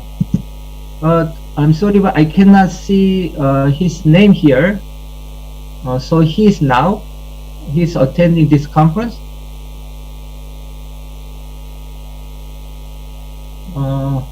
Miss Lee Jinju. Okay, then can I ask the question to Mr. Yesay Lendok? Okay, as I mentioned, I'd like to ask a question to Mr. Yesay Lendok, the Deputy Chief of School Planning and Cooperation Division, Department of School Education, Ministry of Education, Bhutan. According to your presentation, we were able to know the Bhutan education policy as well as the challenges that Bhutan is facing, such as capacity, connectivity, digital devices, and digital contents and tools. Can ICT integrate classroom projects, including classroom building and training, contribute to the challenges you mentioned? If so, how do you expect it? It will affect particularly. I'd like to listen from you about your comments. Can you hear me? Yeah. Thank you for the question. And a very pertinent question that you have asked me. The ICT integrated classroom that are established in two schools in Thimphu will definitely help in building the capacity of the teachers. We really wanted to build the capacity, and we will utilize these facilities to deliver, be it offline or online, capacity professional development program to the teachers, and even the training from the Ulsan and the lead teacher to the teachers of 4 schools from Thimphu will definitely benefit, and we will work together with these teachers to again further retrain the teachers in Thimphu city. And just for the information of the participant, we do have another program through the KLIC project, where we are training and building the teachers' capacity on the utilization of ICT in teaching and learning, as well as the coding and robotics. So we will be definitely be making use of these teachers training program to retrain and share the information to the rest of the teachers. These teachers who are participating in CLIck, we are working towards forming the professional learning community, and they will probably work together with Ulsan lead teacher and form a professional learning community between the teachers of Ulsan and Bhutan, and share the expertise in the field of integrating ICT in classroom, as well as build the capacity of Bhutanese teacher. Through the presentation of Mr. Ongil Kim and Ms. Jongmi A, Korea has a lot of plans and lot of expertise in especially keeping the teachers up to date on the digital skills. So we really wanted to borrow their concepts, ideas, and take the program forward to build the capacities of Buddhist teacher. Thank you. Okay. Thank you very much for your thoughtful answers. Okay, and the next question goes to the Ms. Jung Mi-ae, the Deputy Director of Future Education Division, Ulsan Metropolitan Office of Education, Korea. You mentioned various directions and visions of ICT in education policies. Among them, if we have any policies that Bhutan can refer or apply, please kindly introduce one of them. Among various educational policies, we recommend the teachers software and AI competence. Enhancing education. Our Ulsan Office of Education has been supporting 147 students so far, with 29 applicants for AI-related master's program in 20 years. 49 people in 21 years and 69 people in 20 years. In addition, a total of 1,604 people have completed software and AI teachers competence reinforcement training so far, and we are conducting training and school to provide close support to the field. Also, I think it would be good to create an ICT-related professional learning community among teachers regardless of subject, and create a place where they can research and share together. In order to develop students' ICT competence, it is believed that the reinforcement of teachers' software and AI competence must be proceeded.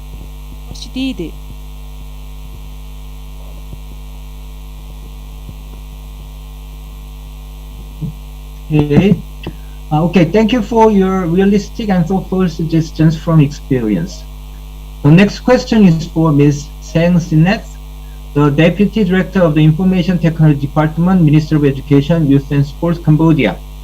Sometimes when I attend various international conferences related to education, just like today, I often meet old friends. Ms. Sang Sineth is also an old friend of about 10 years. It's very nice to meet you here again. Okay, this is a question. Reflection on the Cambodia classroom in order to continue the effectiveness of the project. What supports and efforts do you think are needed in governmental, school principals, and teachers level? Thank you very much, Professor So, for your question. I I'm very glad to see you again after a few years. That we could meet international conferences, and also Mr. Jersey from Bhutan. We are all colleagues that usually meet during ICT conference in Korea.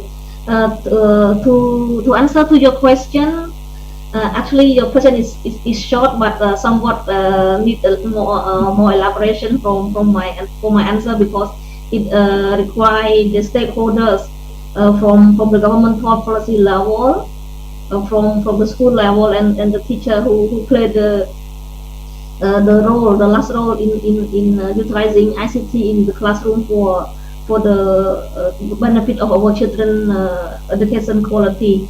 So I will just categorize by these three role players to answer to your questions.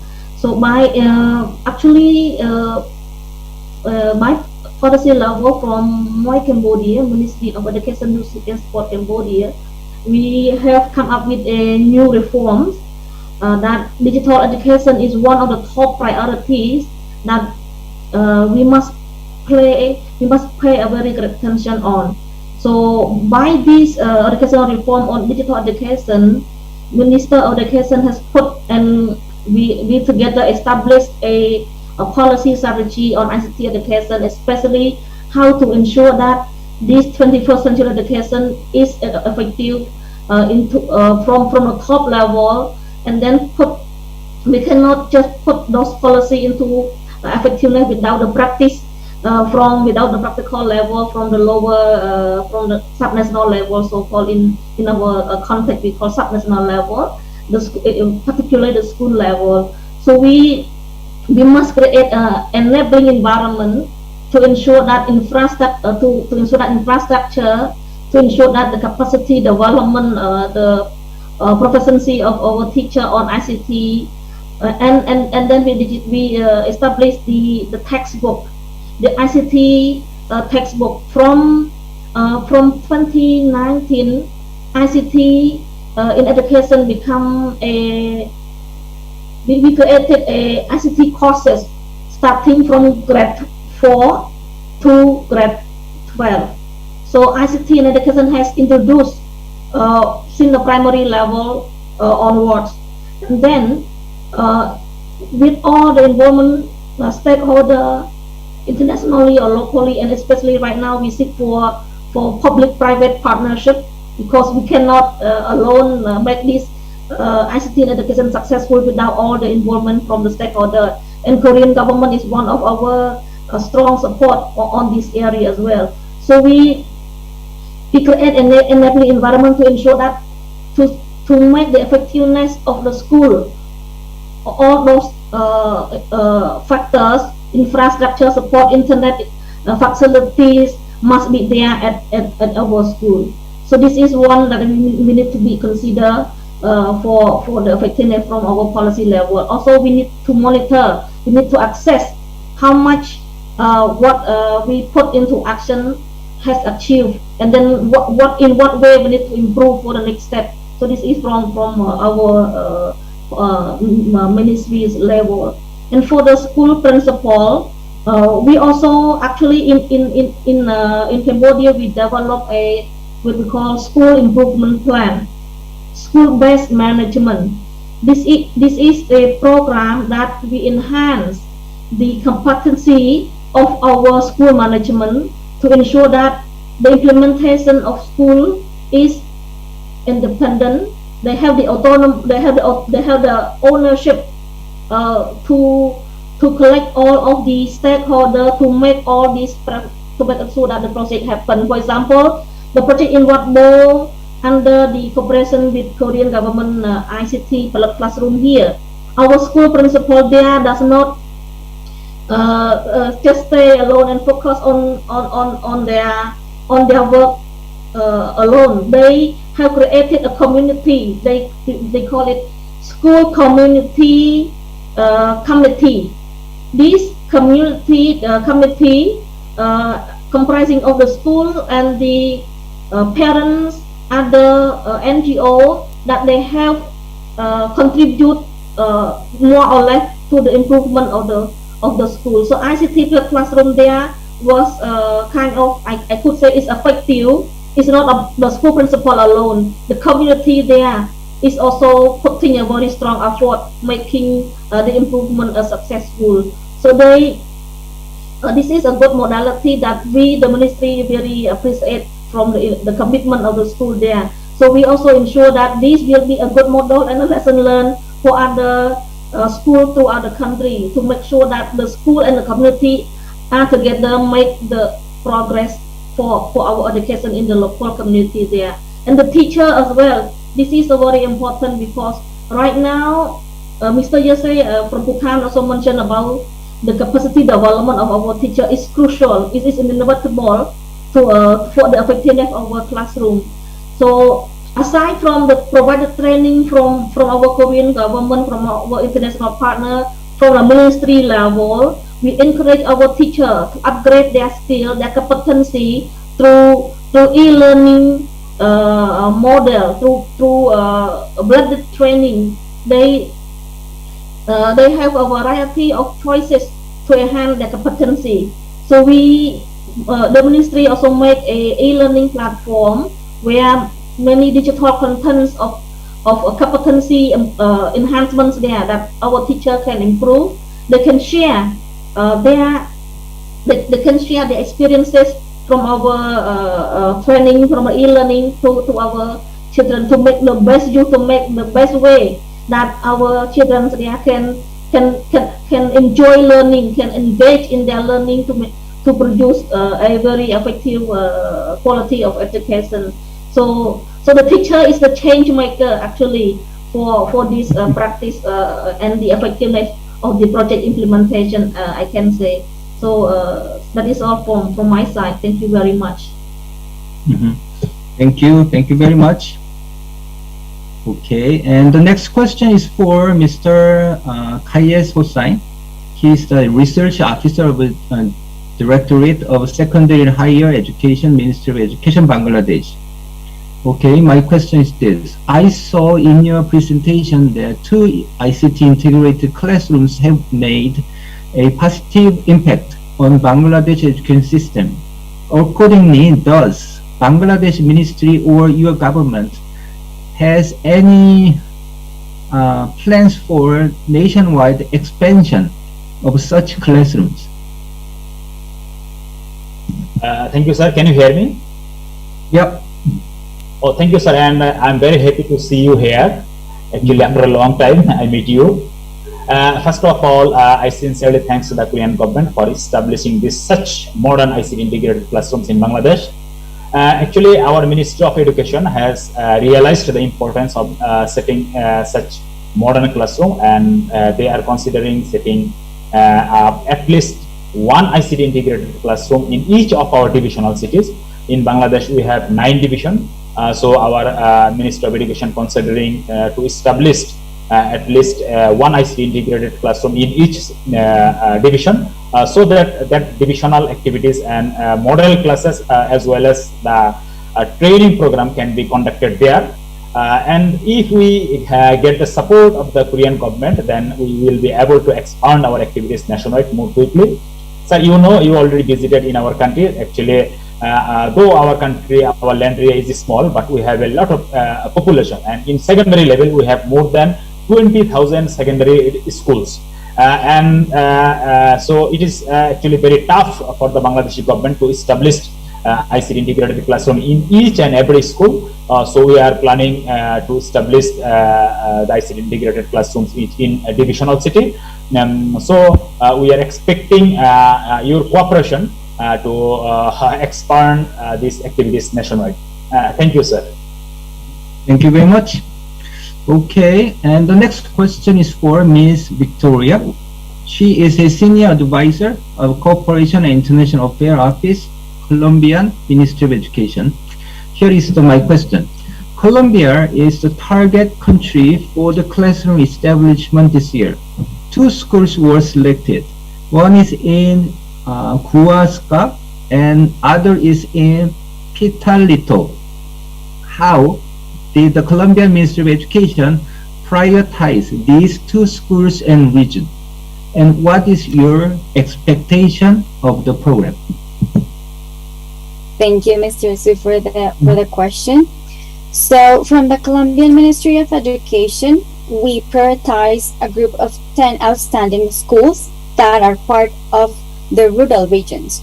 And we, as a ministry, think it's very important, as well as Bhutan's Ministry of Education mentioned, to reduce digital gaps, specifically in rural regions. So, to reach to the 3 postulated schools, additionally, a school in rural areas that have greater difficulty accessing to ICTs and that have served population with fewer opportunities when compared to urban areas.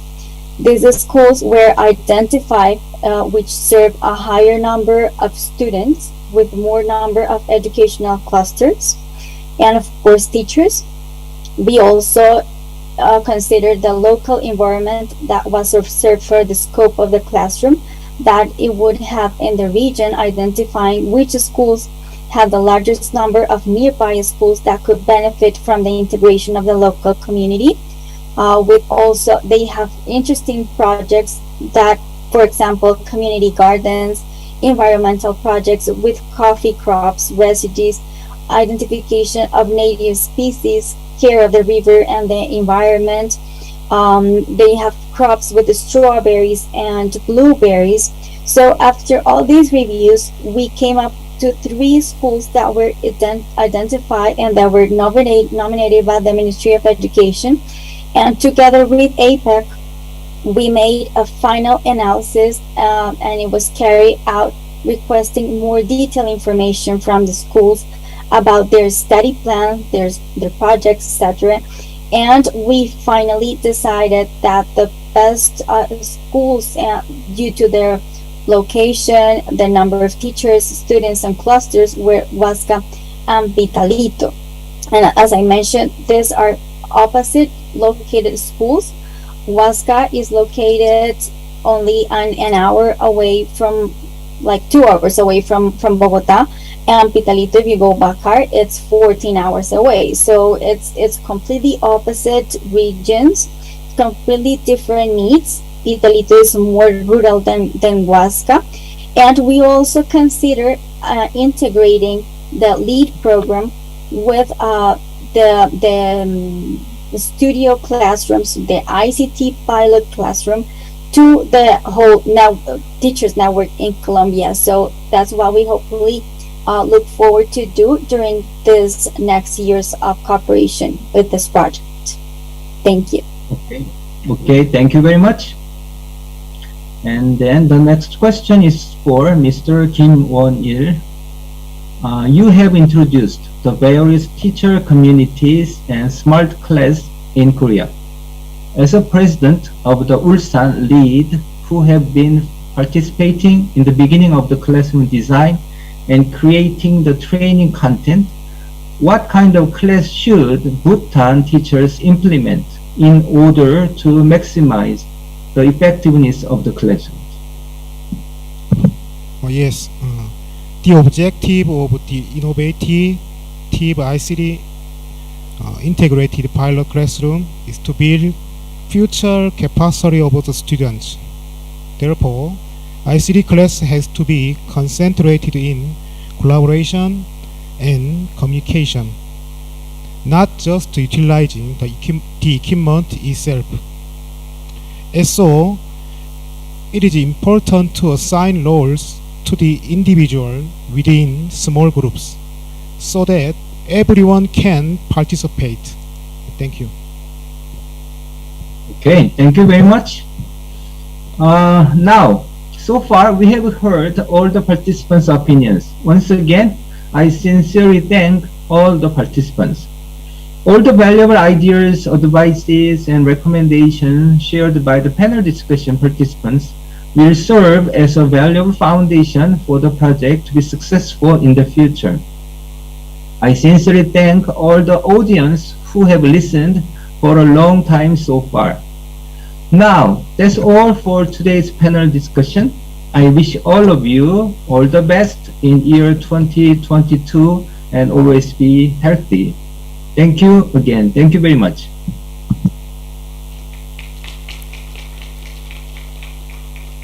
Thank you very much, Professor Saw, for leading the session. Thank you everyone for joining our forum despite the time difference, especially for Miss Victoria. It is 1 a.m. in Colombia. So before we begin to the closing remarks, I will ask you to go back to your seat. And for the closing remarks, we will remove the chair and the table for a second.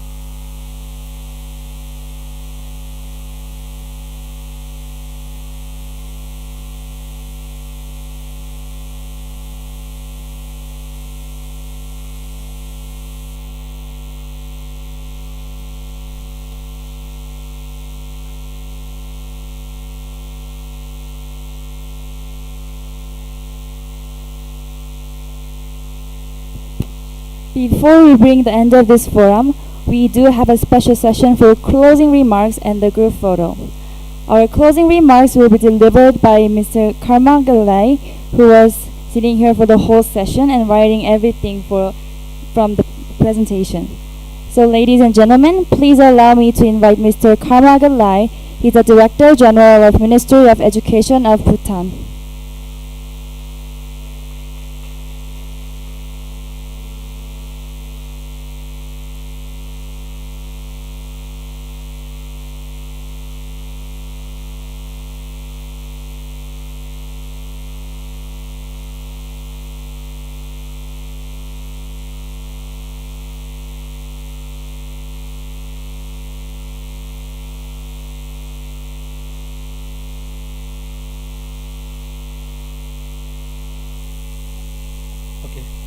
Tas kusang pula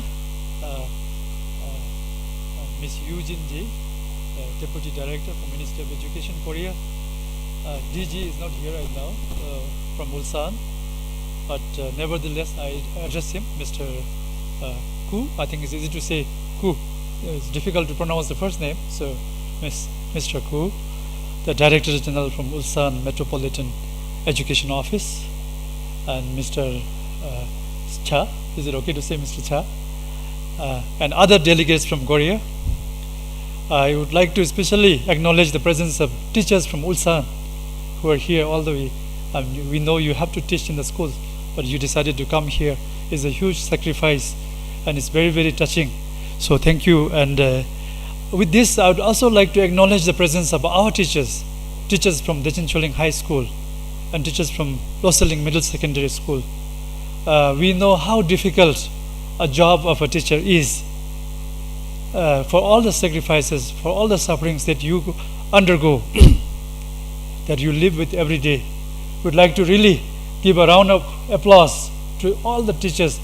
I think teachers also in Bangladesh, teachers also in Korea, teachers in Colombia, teachers in Cambodia.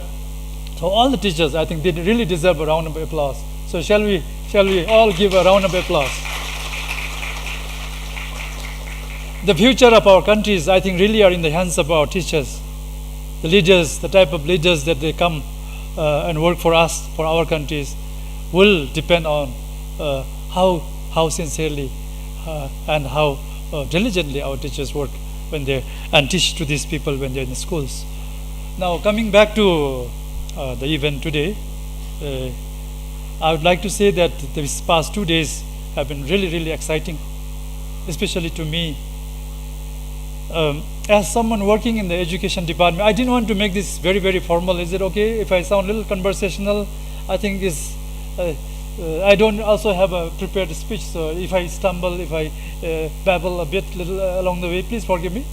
So as someone working in the Department of School Education and tasked to do this kind of activities, to build IT labs, to build ICT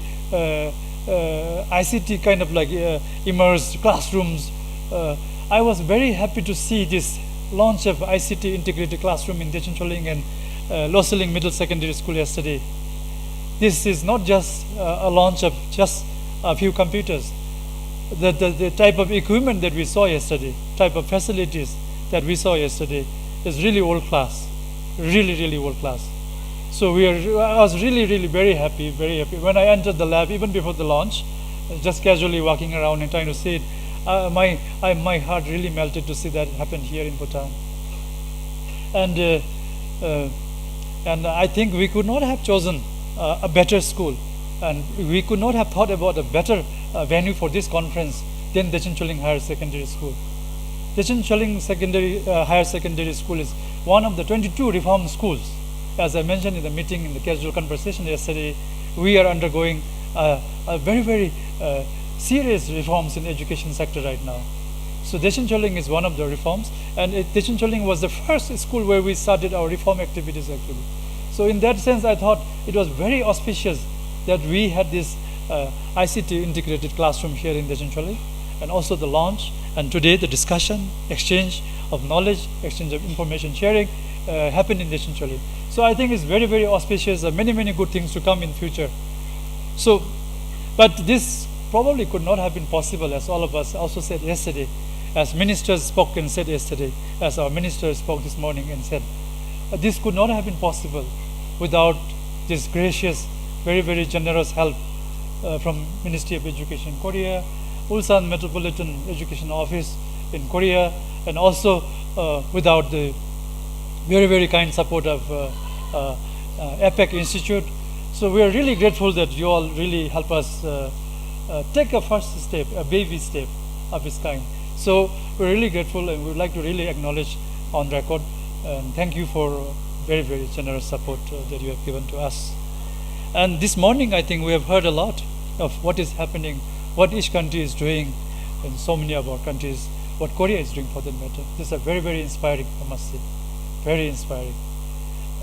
As I said, for Bhutan, countries like Korea, countries like Singapore, countries like Finland, that is countries that have really achieved so much in education, they are models to us.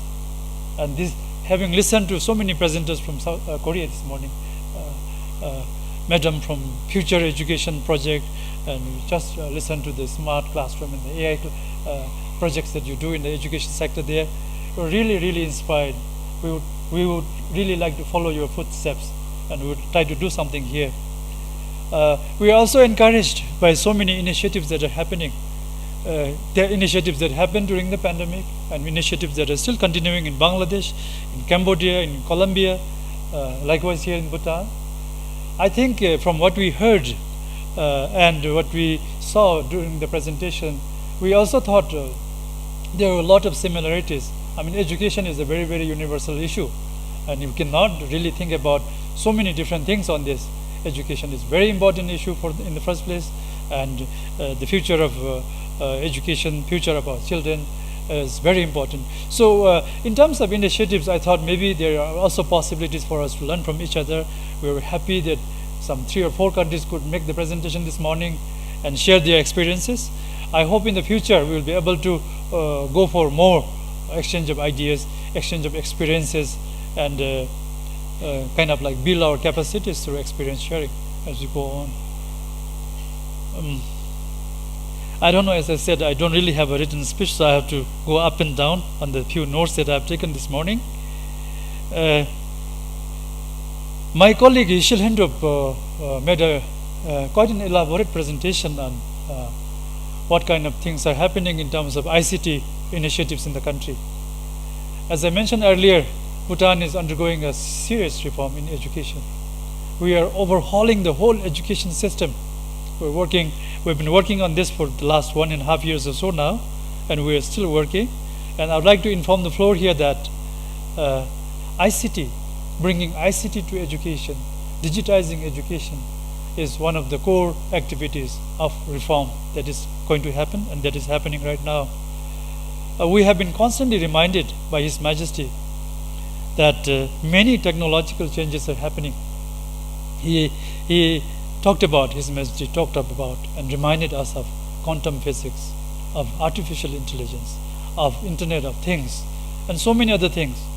So, and he also said that unless we prepare our children, unless we prepare our future leaders for this kind of changes and make them ready for this, to face and navigate these changes that are coming, we will lose. We will lose. So this, in this context, how and why we have brought ICT to the core of our reforms. We really want our education to be leveraged around ICT. We want to use and leverage ICT in caring for our education reforms and educational activities.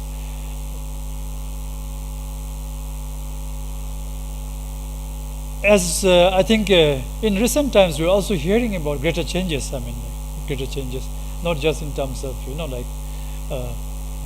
simple technological changes, but really huge changes. Huge changes. We hear and we read about maybe flying cities. We are going to have a flying city.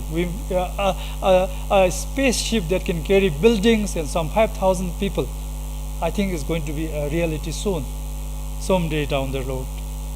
We are also hearing about smart wear, something that will tell us, the gadgets or the clothes that we wear will tell us about the conditions of our body, about the conditions of our desire. We are hearing about the implants that will go into our bodies and dictate our thinking, dictate us as human beings. We are hearing about so many other big changes. So many other big changes. We are hearing that as we walk into a restaurant, probably AI will decide a menu of what we're going to eat. We're hearing of stories that what we want to stock in our refrigerator will be decided by the AI. AI will at least suggest in terms of your nutritional requirements, what do you need to have in your refrigerator? What do you need to have on your dining table? So many changes are coming. We are also hearing and reading about human enhancement. We're hearing about through genomic studies and through nano studies. We're hearing that so many big changes will happen and so many enhancement in the lives of human beings are going to happen through flawless births. You might live longer, like so many things. So as we prepare and as we ready our younger generation, I think in the first place as educationists, as officials working and deciding on the policies of education, and as for teachers, I mean as someone working every day on everyday basis with the future leaders who will face this kind of changes, I think it's imperative that we prepare our younger generation for this kind of changes. And I think to prepare this younger generation for this kind of changes, I think it's important that we use ICT to understand other forms of technological changes, use ICT to understand and navigate other changes, other societal changes, other economic changes that are going to take place in the future. So I think as we heard, I think in terms of initiatives that are happening around the world, and we, in terms of continent, I think there are many. We had Ms. Gomez speak about Colombia in terms of education initiatives, reforms, and then we had people from Bangladesh, we had from Cambodia, and of course our own Ishil Hendo talking about initiatives in Bhutan. So I think as we prepare our younger generation, ICT and ICT education is something that we cannot. Is not a matter of choice. I think it's a must.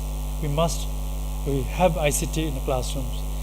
ICT, information and communication technology in the classroom, as Ishi and other speakers mentioned, so that our teachers become better teachers, so that our students become better students, so that our students and teachers can have better interactions in terms of learning.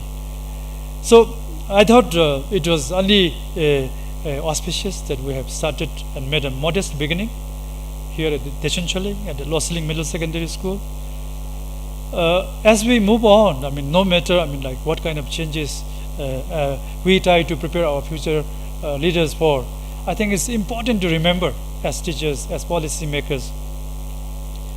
Behind all these initiatives, I think there needs to be a purpose. And for us in Bhutan right now, as we undertake these massive education reforms, we have also agreed on a purpose of education. We are saying that the purpose of education is to produce a person of substance. And who is a person of substance? A person of substance is someone, a student for that matter, when he graduates the school, or a university graduate when he leaves the school or the college.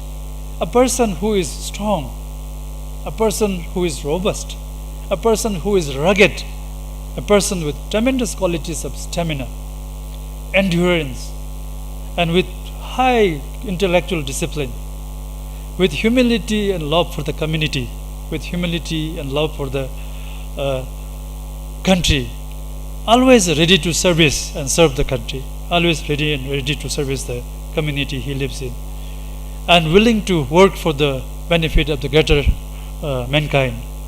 So I think even as we use technology, I think we need to remember that humanity, producing these people, producing people of substance, producing persons of great characters, these are very, very important. I think unless we are able to do that, I think we are going to be defeated by the technology. We are hearing that this issue of singularity is difficult to also pronounce. You can look it up, what singularity is. Technological changes that are going to happen, and irreversible technological changes that will take over our lives, that will dictate for us. If that's going to happen, I think it's better, I think we prepare our students, our future leaders in this sense. We are quite heartened to know that Korea, country like Korea, which is developed, which is ahead in terms of ICT education, in terms of other aspects of education, you have showed to the world of your graciousness, your generosity, by helping a little bit left behind countries like Bhutan, like Bangladesh, Cambodia, Colombia. Some of us in the presentation we saw this morning, people talked about digital divide. In my opinion, digital divide should not be just talked about at the level of a country. It should also be talked about between the countries. There should not be digital divide also between the countries, between regions, between communities and between societies. So it's very, very heartening that a country that is quite ahead in terms of ICT and other aspects of education, you have come forward to help and pull us by hand-holding us and being together on this journey. As we try to address all these changes, as we try to prepare our younger leaders for all these kind of challenges in the future, I think we as single nation, as single country, or as single individuals, we can never be able to face the challenges. I think there is a great need for us to work together, as I mentioned. There is a great need for us to collaborate and work together. There was this mention of 4 C's in the 21st century. Classrooms should be talking about 4 C's.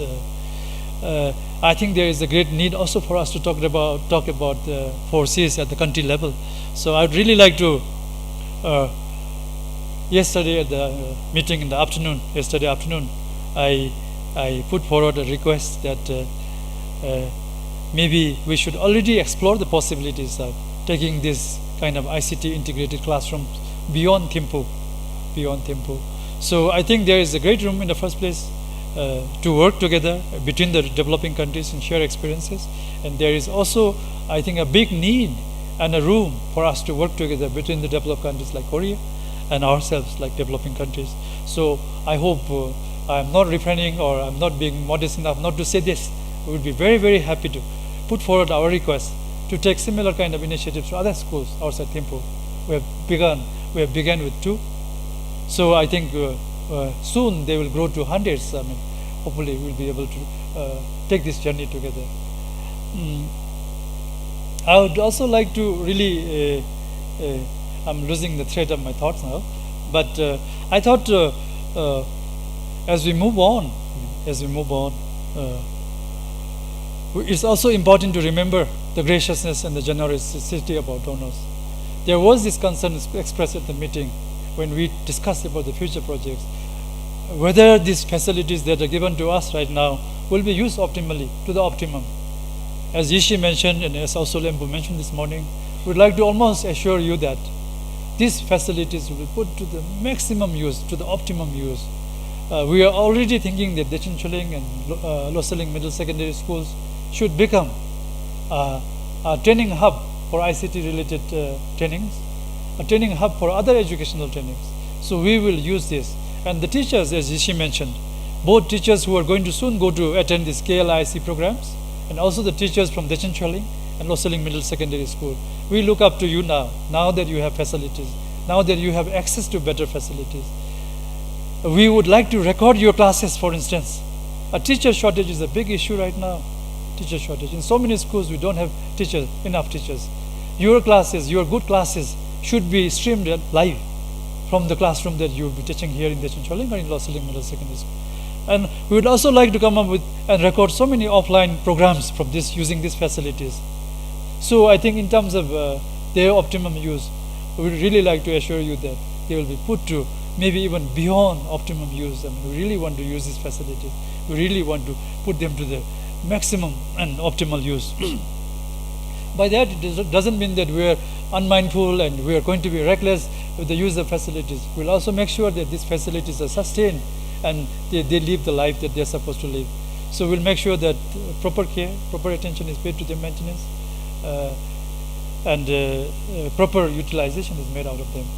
So I really don't have much to say. I think much was spoken about the importance of ICT by our ministers, by our officials and delegates from Korea, by other participants this morning from different parts of the world. So in terms of importance, even if I make an attempt to say, I will be only regurgitating what had already been said. So I thought it's important to remember that we need to work together. Between the Ministry of Education and the schools in different parts of the country here, it's very important to work. I mean, it's quite difficult to find time to come and meet teachers, but it doesn't mean that when we are not here physically, we don't think of you, something like that.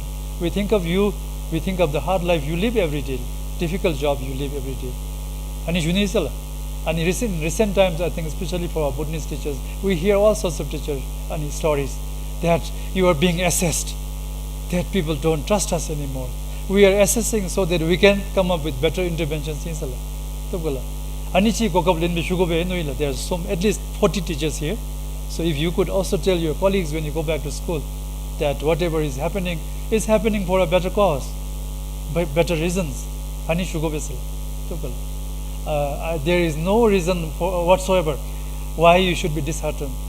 We know the difficult lives you live every day, and we're talking as to how we can better your stay in the schools, how we can make your teaching classroom experiences better. ICT is obviously one measure that you can bring to the schools so that your life becomes better, so that your learning is better. So a little bit of distraction, but I thought I would take chance because there's so many teachers sitting here today, and also maybe people are listening live on the YouTube in different parts of this country from the schools. So I don't really have much substantive things to say. I would only like to repeat and say that these 2 days really have been wonderful experience for us. But as I said, I think we have a long way to go together. We have a long journey to go together and complete the journey.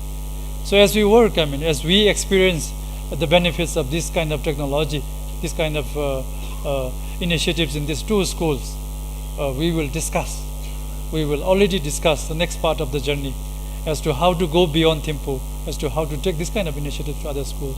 And we sincerely hope that Ministry of Education Korea, Office of the Education in Ulsan Metropolitan City, President and his team in the APEC Institute, and also our lead teachers from Ulsan, our teachers from the 2 schools in Dechinchuling and Losaling Middle Secondary School, you will all come forth and chart out a journey together. So with these viewers, I really want to say that it's been really enlightening and a very elating moment for me personally. I've been so happy. In the last 1.5 years that I've been with the Ministry of Education, it's always, sometimes, a lot of times you are under duress, you are under stress, but seeing these good things happen, which will really benefit our teachers and students and their learning experiences, I really felt so happy. So once again, our colleagues, our delegates from Korea, Deputy Director, Eugene J, Director General, who is now at the back, President of APEC Institute, lead teachers, and officials from very important projects like future education. These are very inspiring. The terminology is future education. When you hear that, that itself is very inspiring. We would also like to have something like this in our ministry, in our department. Someone who will discuss, plan, think about future education. So these are very inspiring. So thank you for coming all the way and inspiring us, and agreeing to be our partner as we take this long journey together. Thank you so much, and I hope you have a comfortable stay. You had a comfortable stay so far, and you will have a comfortable stay in the remaining part of your stay here. And with this, I would like to wish you a pleasant and safe return journey to Korea. Thank you so much.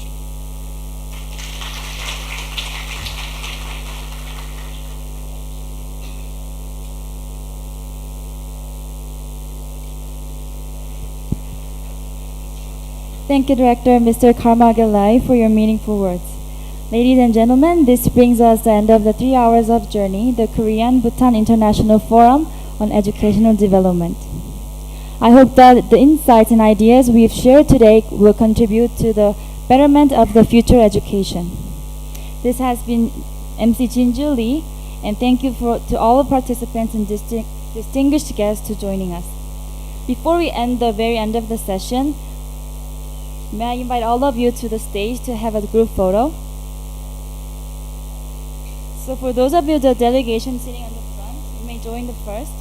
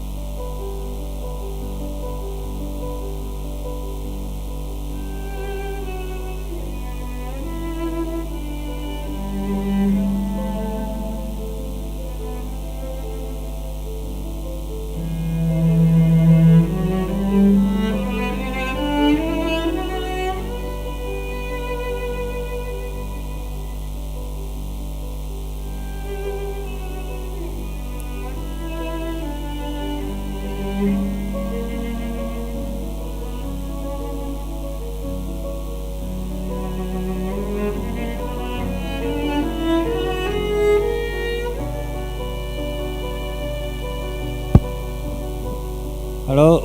do you hear me, Victoria and Mr. Kayes? Do you hear me? Thank you for participation. And then it's so late night, no? In Colombia, please have a good sleep. you should go to the bed. And then Mr. Kayes, thank you so much. Actually, Thank you. Yeah, thank you for your participation. And then so maybe the Bangladesh we have still 1 more year project to go together. So hope to see you next year, surely. And then thank you again, and then we'll see you and later, and then keep in touch. Thank you. Maybe you can go out. Thank you very much. Thank you very much. Victoria, hasta muy pronto. Solo 2.5 meses. Vale, muchas gracias. Bueno, ya pagamos, ¿vale? Sí.